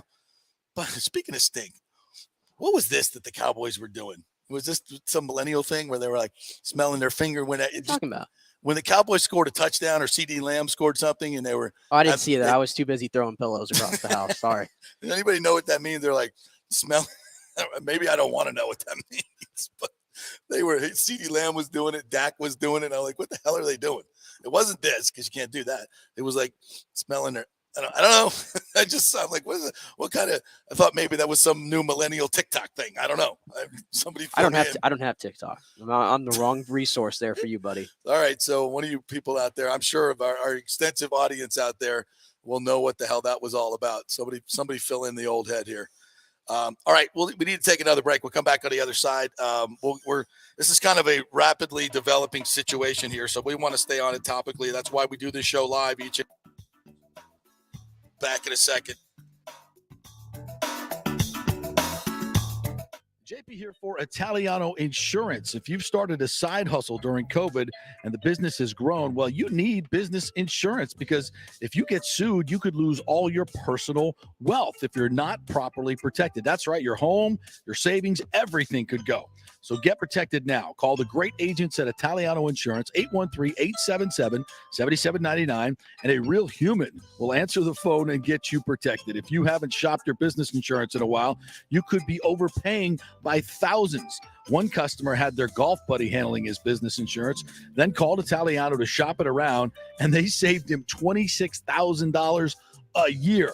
Yeah. So call 813-877-7799 or go to ItalianoInsurance.com. Italiano Insurance, protecting all the pieces of your life for over 60 years. Attention, if you are home shopping or looking for a refinance, and even if you already have the approval letter, you must call my man Scott Fitzgerald at American Mortgage Services. Scott has a brand new program available in the greater Tampa Bay area called the Community Advantage Loan Program. Get this, no money down, no mortgage insurance, no points, no origination fee, purchase or refinance, and loan amounts up to $647,000. Now, there are some application requirements. It must be a single-family home, one unit, primary residence, and have a minimum 640 credit score. The program only applies to certain neighborhoods, so you have to call to find out if you qualify. So call Scott Fitzgerald at 813-294-7595 or email him at scott@amstampa.com. Now, even if you don't qualify for that program, Scott will shop your loan around, get you the best rates, and won't charge you the huge upfront fees. And if you've had issues with your bank calling you back, Scott will return calls immediately or at least the same day. 813-294-7595 or email him, scott@amstampa.com. Scott Fitzgerald, MLS 386722, American Mortgage Services, 1000 North Ashley Drive, Suite 1020, Tampa, Florida. Hey, folks, it's still engagement season, and where better to get that special ring than the Gold and Diamond Source. The Gold and Diamond Source has the largest selection of engagement rings in the country, a literal jewelry super center with 30 times the inventory of any normal jeweler. You don't have to wait to spend any extra time waiting for them to bring something in. They have everything right there in-house, so why go anywhere else? And you can get up to 15% off this January if you buy something with the birthstone, which is garnet. Garnet and Gold, Florida State, get something for your favorite Seminole. And let's not forget the Emily collection from Emily Johnson Weintraub. Very affordable, real gold and diamond jewelry, always stylish and unique. Emily has created this fashion-forward gold, diamond, and gemstone jewelry line ideal for everyday wear. Each piece is designed to enhance your look by featuring eye-catching, modern, geometrical shapes. Really unique stuff. Got to check it out. And, of course, Julie and Steve Weintraub, great benefactors here in the local community. So let's keep it local. And you can get 0% financing for up to 5 years. Get a big ring for a little price. It's the Golden Diamond Source, 3800 Omerton Road, always online at thegoldendiamondsource.com. Now is the time to make sure your home insurance insurance is in order. In the last year, many of us have made improvements to our homes. So call the folks at Italiano and discuss these upgrades to make sure you have enough coverage. According to a recent report, almost 64% of homeowners don't have enough insurance on their home, which is their most valuable asset. Also, a great time to make sure you have flood insurance. Even if your mortgage company does not require flood insurance, your home could still be at flood risk. Another big item as we enter hurricane season is making sure your pool enclosure is added to your policy and there will be no issue at claim time. That happens a lot. So call your friendly agent at Italiano Insurance to review your policies today. 813-877-7799 or italianoinsurance.com. Well, it's that time of year to renew or shop your health insurance provider, and you can get great health insurance for $20, $30, $50 a month. Just call 888-325-0605 to help navigate the health insurance marketplace. 1 out of 3 people in Florida are uncovered because they think they can't afford it. Not true. I made the call a couple of years ago, and they helped me get Blue Cross Blue Shield coverage, Florida Blue, for just $20 a month. Last year, it went up to $49. Oh, well. It all depends on your income and your family situation. It's a free call, 888-325-0605. They will ask for some income information. So if you have your tax returns available, that will be great, but you don't need it. They'll just answer some simple questions, and the highly trained reps will do the work for you to find out what your subsidy will be. 888-325-0605. And if you have a plan through your employer, you may be able to get it cheaper. It's a free call, so find out, folks. This has been a lifesaver for me and saved me thousands of dollars over the last few years, and you can choose your plan. It's a no-brainer. Find out. Make the free call. 888-325-0605. Get covered like me and thousands of others. 888-325-0605. Was your car totaled in an accident? Did your insurance company use Kelley Blue Book or NADA to appraise the value of your car? Chances are they didn't, and you got shorted maybe thousands of dollars. Call the Jeeves Law Group for a free case evaluation because your insurance company may still owe you money. 727-894-2929. It's a free call, so why not find out if you have a case? Insurance companies have been running this scam for a while, and most folks don't know if they've been shorted. Trust me. Scott Jeeves is a different kind of attorney, the kind insurance companies hate to go up against. He could recover thousands of dollars, so why not call? 727-894-2929 or go to JeevesLawGroup.com. That's JeeVes lawgroup.com and tell them JP sent you. Ladies and gentlemen, Let's rock. This is FanStream Sports with JP. Oh, yeah, baby. This is good stuff. Welcome back to the JP Peterson Show. Brought to you by Bay Area Minor Medical Center and the Jeeves Law Group, Italiano Insurance, and the folks at the Gold and Diamond Source as well. January birthstone is garnet, as in garnet and gold. So why don't you go buy me something garnet over at the Gold and Diamond Source? You get 15% off this month, for garnet jewelry. So, and of course, they have the greatest selection. They're like 30 jewelry stores in one, and they're the greatest people on the planet. We love Julie and Steve Weintraub and all the great generosity they display in our area in terms of their philanthropy. But that's not the only reason to go shop over there. The best prices, the best selection, the best staff, anything you need. If you're looking for a Rolex watch, a used Rolex, or you're a collector, they can get you anything you need over there. You got some jewelry you want to design. I think we're going to be doing that very soon. You can do that as well. So it's the Golden Diamond Source, 3800 Ulmerton Road, always online at thegoldendiamondsource.com. All right. So, Booger kind of weighed in, and you got to understand, Booger is definitely in the know. You know why? Because Booger plays a lot of golf at Old Memorial. You know who else plays a lot of golf at Old Memorial? Rondé Barber. Every Bucs legend in this Derek town Brooks, play golf with each other. Bruce Arians. Yes, I played it.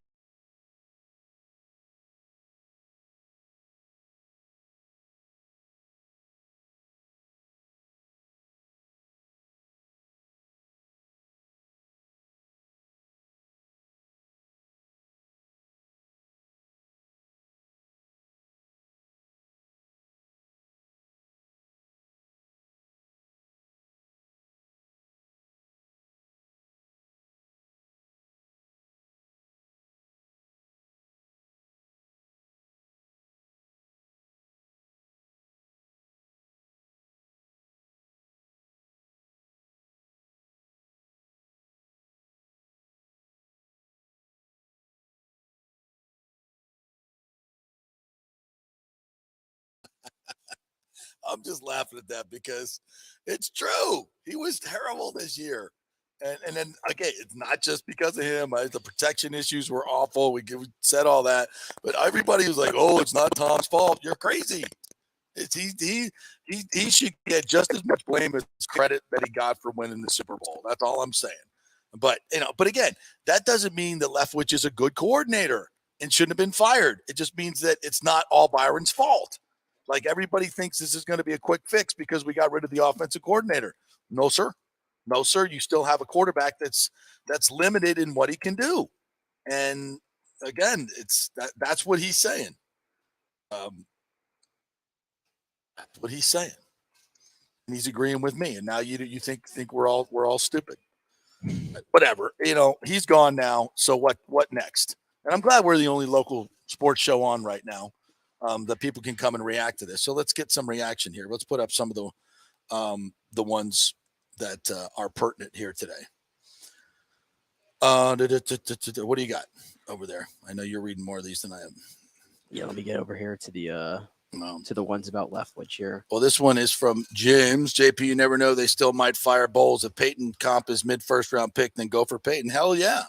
I don't necessarily think Todd Bowles is safe. History tells us that the Lovey was fired a few weeks after. Gruden was fired 3 or 4 weeks after. People may think Bowles is safe, but if as I said a couple of days ago, if they get a chance to get Sean Payton and bring Tom Brady back, why the hell wouldn't you do that?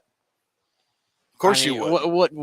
What ownership group wouldn't do it? Of course. What ownership group wouldn't do it? Well, that's what I'm saying. That this de facto Bowles is going to be back, I don't think is necessarily 100% set in stone. And I don't think they're hiring anybody anytime soon. They got to find out what's going on with Brady. I wanted to bring this other one up from James. JP, just say it. You don't want Brady back. It's fine. No, I want Brady back in the right situation. First of all, I want Brady back with Bill O'Brien as the offensive coordinator or somebody. I don't know if Todd Monken necessarily has the gravitas that in the relationship with Brady that Bill O'Brien does. Well, of course he doesn't have the relationship, but if Todd Monken is just going to come on and be a yes man, did Tom Brady have a relationship? Same stuff. Did Tom Brady have a relationship with Byron Leftwich when he came to the Bucs? No. By the way, James, it was not just me saying it. Booger just said it. Brady sucked.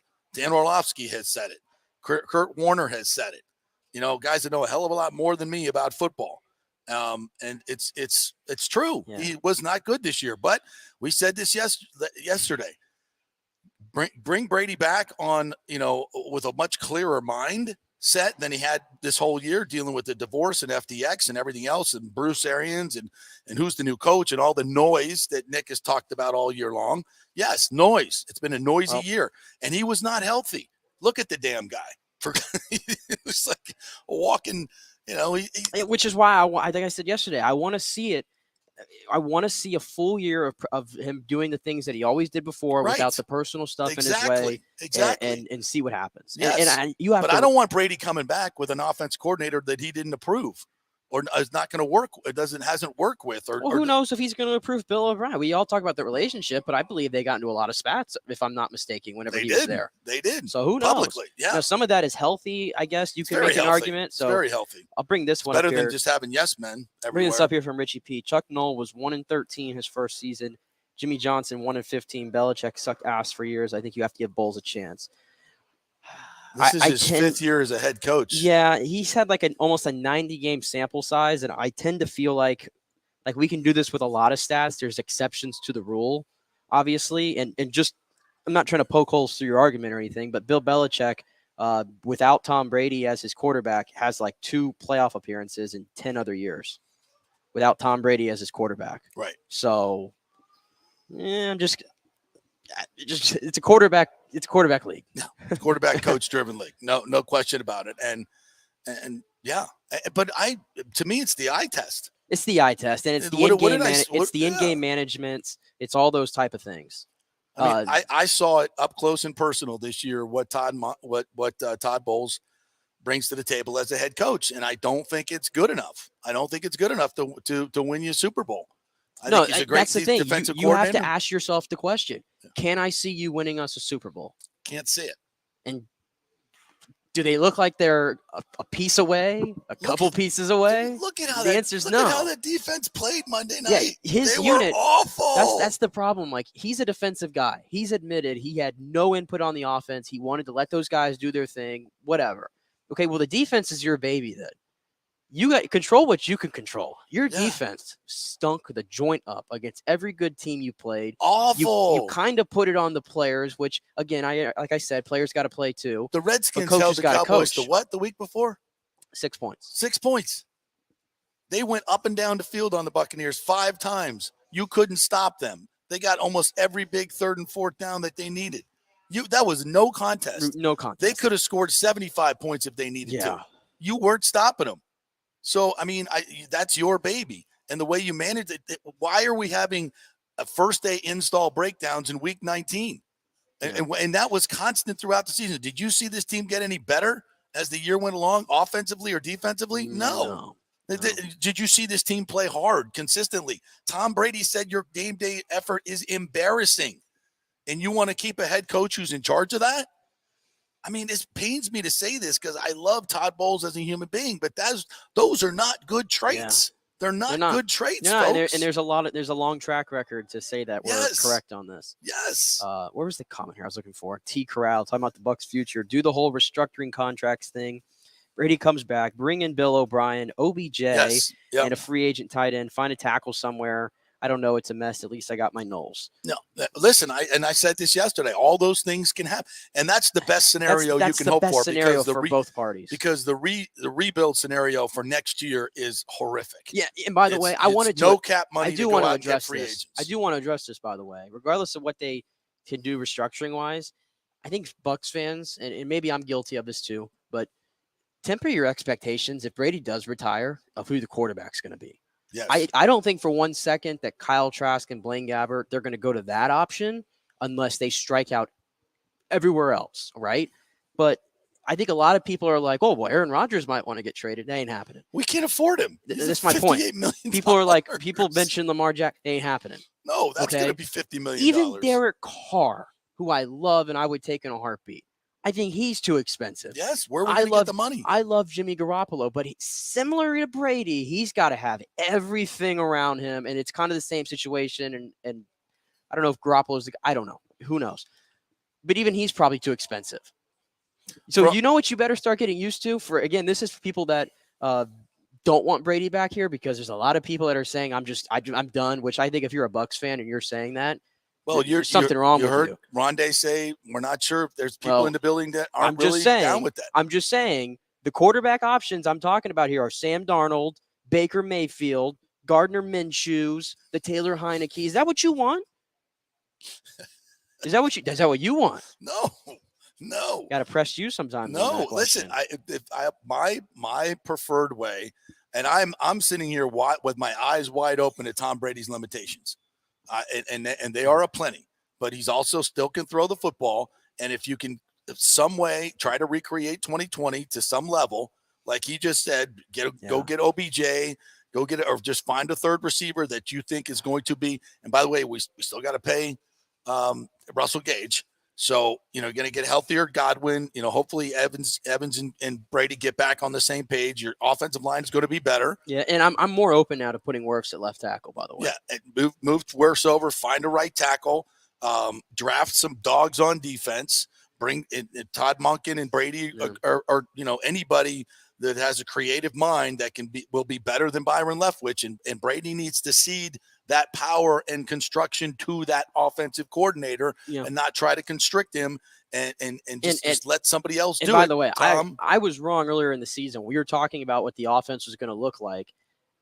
And I said, if Brady threw the ball 50 times, I felt like in 2023 you could do it. First of all, I was completely wrong there. Yeah. There was a lot of reasons why he had to throw it 700 something for whatever times this year. But Todd Monken, and we've talked about this with Scott Reynolds a lot, if he just assuming he would be the guy, he has found a way, as Scott said, to marriage the running game and the passing game. Yes. You would probably get I don't think you're ever going to get a 50-50 balance with Tom Brady as the quarterback, but it's not going to be like the other night, for example, when it was 6-0 and then it was 12-0. Like, it's not that big of a like there was no need to abandon the run game there. And that happened far too many times. And by the way, and Rashad White, he ripped one off for a first down right away. 12 yards right up the middle. And then they ran that play again, and Gedeke got beat, and Smith got beat, and they lost yardage. And I think they said, or Tom certainly said, well, that's it. We're not doing that again. 2nd and 13 sucks. I don't want to do this anymore. Yeah. We're going to throw the ball.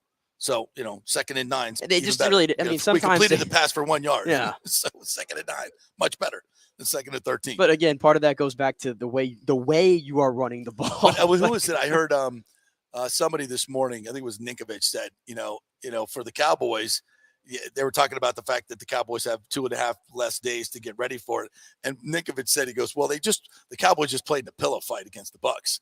I was like, a pillow fight? He goes, yeah. He goes, they ran it, 20 times or 16 times or whatever. I don't even remember. I don't think it was that many for the Bucs. He said they, 12. If you're playing defense all night long, you're just running around. You don't have to run and take on blockers or anything. So their defense is fresh as newborn daisies. It was a pillow fight. Yeah. And I'm like, you know what? It's so easy to play against the Bucs if you're the other team's defense, because you don't even have to worry about smacking heads in the run. You're just running around tackling the little guys. You're not taking on fullbacks. You're not taking on guards and tackles and smashing your head into a big running back on every play or 40 times in the game. It's nothing. And he's right. He's 100% right. Those defenders aren't even sore. And that's part of football. The running game is not just, how productive it is. It's how you're punishing the other team, and you're slowing down the pass rush. You're having defenders have to think about different things and different ways to go. When you're just playing against the Bucs, it's the same crap every play. I don't think the Bucs were ever trying to do that. I think they were just trying to run it just to fill a quota or just say, yeah, we tried. But you didn't really. You just said we called a running play. Yeah, and the running game and passing game have to work off of each other. Yeah, in play action and different. And I do think a lot of that goes on the guy who was back there for a large portion of the season, and Leonard Fournette, who I think I saw numbers on him yesterday that he had the lowest yards per carry of running backs with as many carries as he had this year. I mean, it was a horrendous season from him, and I think Rashad White definitely is going to be that guy, and maybe things change then. A couple other comments here. Bucs Basement said, to be fair, JP Edelman was speculating. Even he said he doesn't know in the footage. Well, he's pretty declarative. He said he doesn't know, but he said he's not coming back to Tampa Bay. I think he's saying I'm not reporting that, but I've talked to Tom, and when his best friend says that on a show like that, he's not going to let his best friend just go out there and look like an idiot. Edelman, it's how this stuff works. Edelman's going to, he's been talking to Brady obviously all along, right? So he knows what's in Brady's head, unless Brady said, hey, go tell everybody I'm not coming back to Tampa Bay to throw people off. I don't know. That's people get worked in the media all the time. Trust me, I know. But yeah, Edelman said he's not coming back to Tampa Bay. You think he just made that up out of, whole cloth? No, he knows stuff. He knows stuff. Who knows at this point? You'll have other people that'll say he's coming. Who knows? I mean, think about it, folks. You think Brady wants to come back to this dysfunction? I just don't see. I don't see a better scenario. Well, we don't know what all the other scenarios are. People keep saying Carolina. I saw that somebody said that yesterday on ESPN. Carolina? Yeah. Why? With Sean Payton. Okay, I get it then. Sean Payton, I guess, is the overriding factor there. Exactly. But I'm just looking strictly at the roster. They're not even in respect to them. Steve Wilkes had them playing really hard. Their roster's not even close to the one the Bucs had in 2020 they got a lot when of he money came to here. Spend.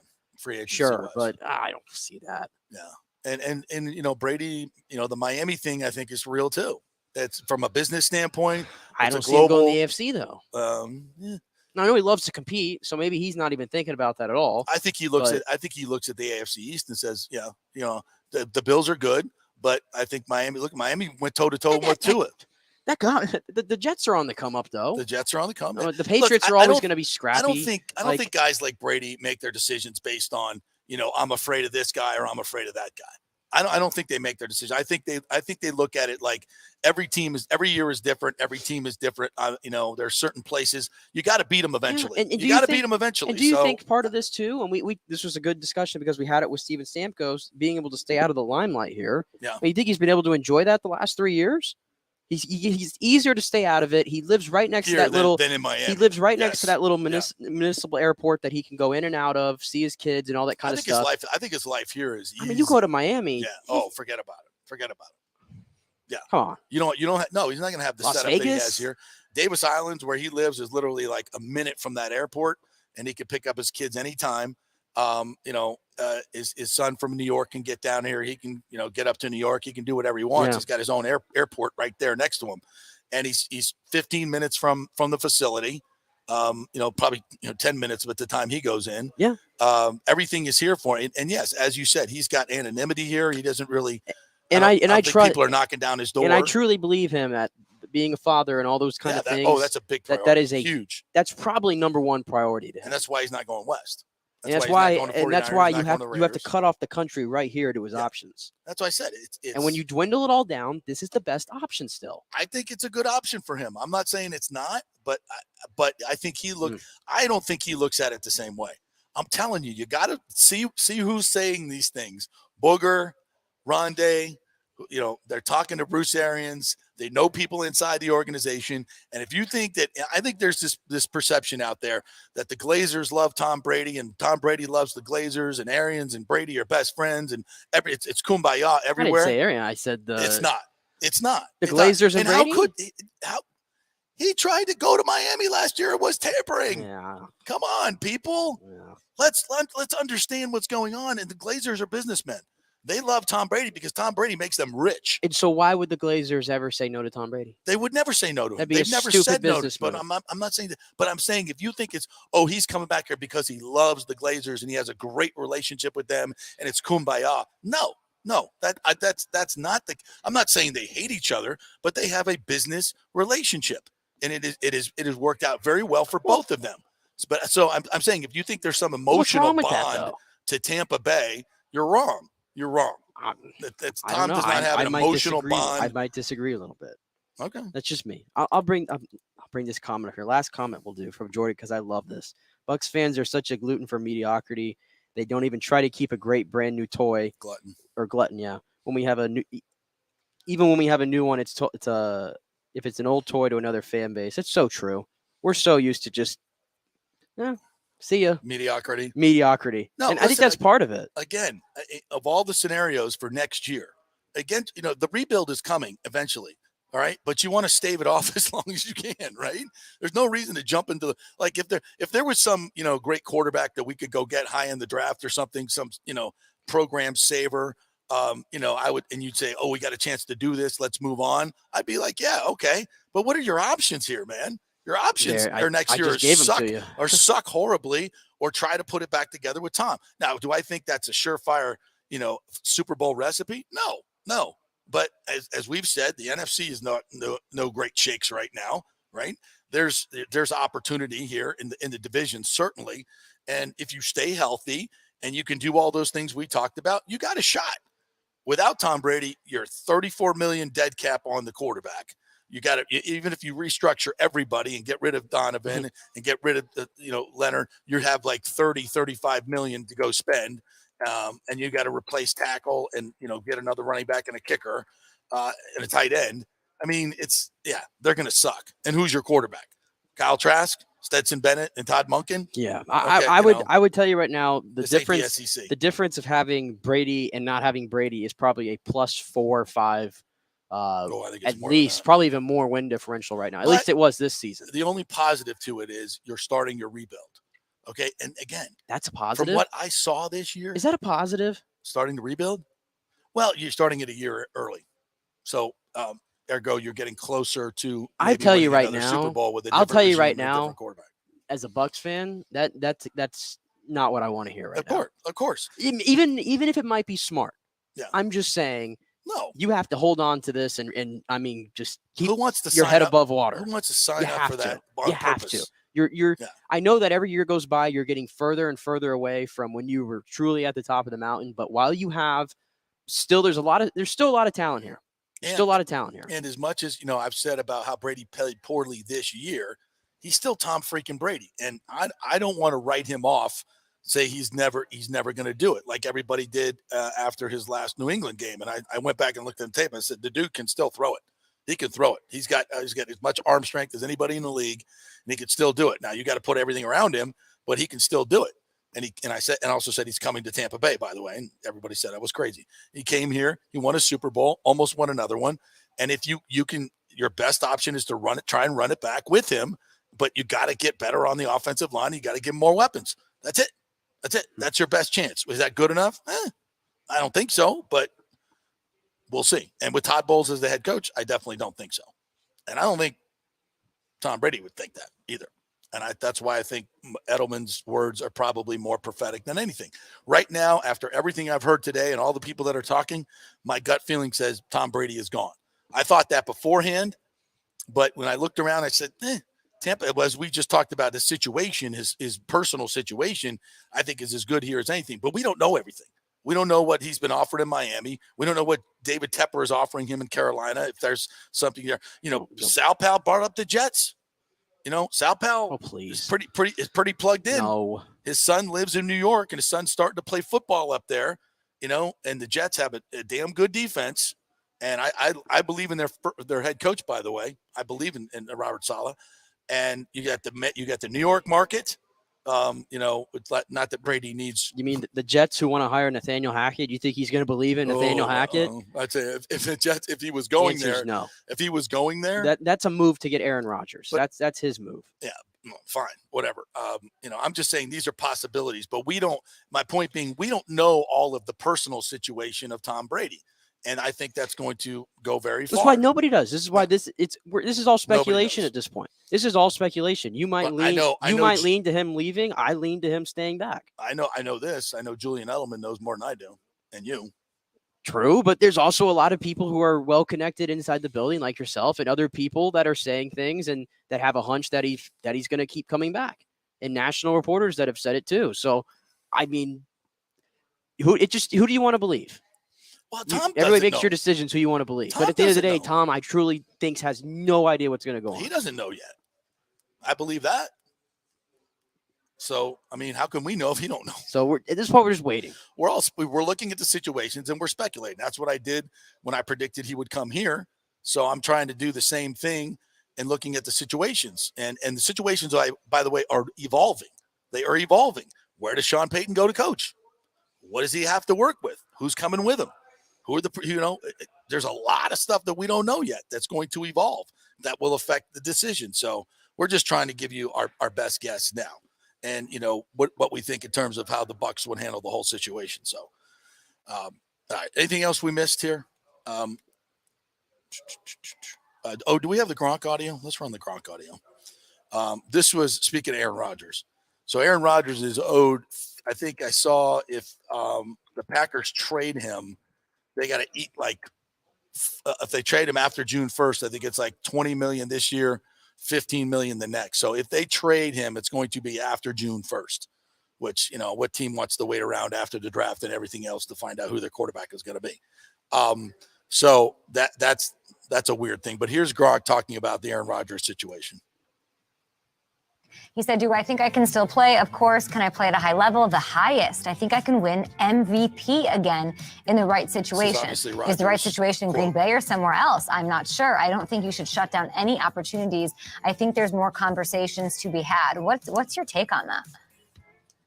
I'm totally fine with everything he said, except one major part, and that's the MVP again. It's just that I think I could win another Super Bowl, and then that would have been totally fine. Like, bro, why are you thinking MVP? Don't you want Super Bowls? Super Bowls are I think 5 times greater than an MVP award. We all know that you won the MVP a few times now, but everyone would know even more how many more Super Bowls you've won than MVP. So that's why I'm just a little confused about that. About that quote that he just had. I mean, it should be Super Bowls. You should never be thinking the MVP when Super Bowls are twice. And you've won 4. He's won 1. And a lot of people on Twitter and a lot of people are saying Brady wouldn't Brady wouldn't say that. Brady would say I want my team, I want that. And both of these guys are going to have to make decisions. Yeah, and that's Kay Adams, by the way. It's the Kay Adams show that Gronk is on. Yeah. So there you go. I mean, Rodgers is all about Rodgers. If I'm gonna be honest here, I was watching this interview the other day, and this is the dangerous thing about media sometimes. The question was about, I believe, how do you feel about your level of play going forward? And he gave an honest answer. I feel like I can still play at a high level, and I feel like I can still win an MVP. What's the problem with that answer? My problem here is that everybody had outrage to this, and I know Gronk doesn't ever like come out and criticize players, and especially someone like of Aaron Rodgers' stature, so I get it.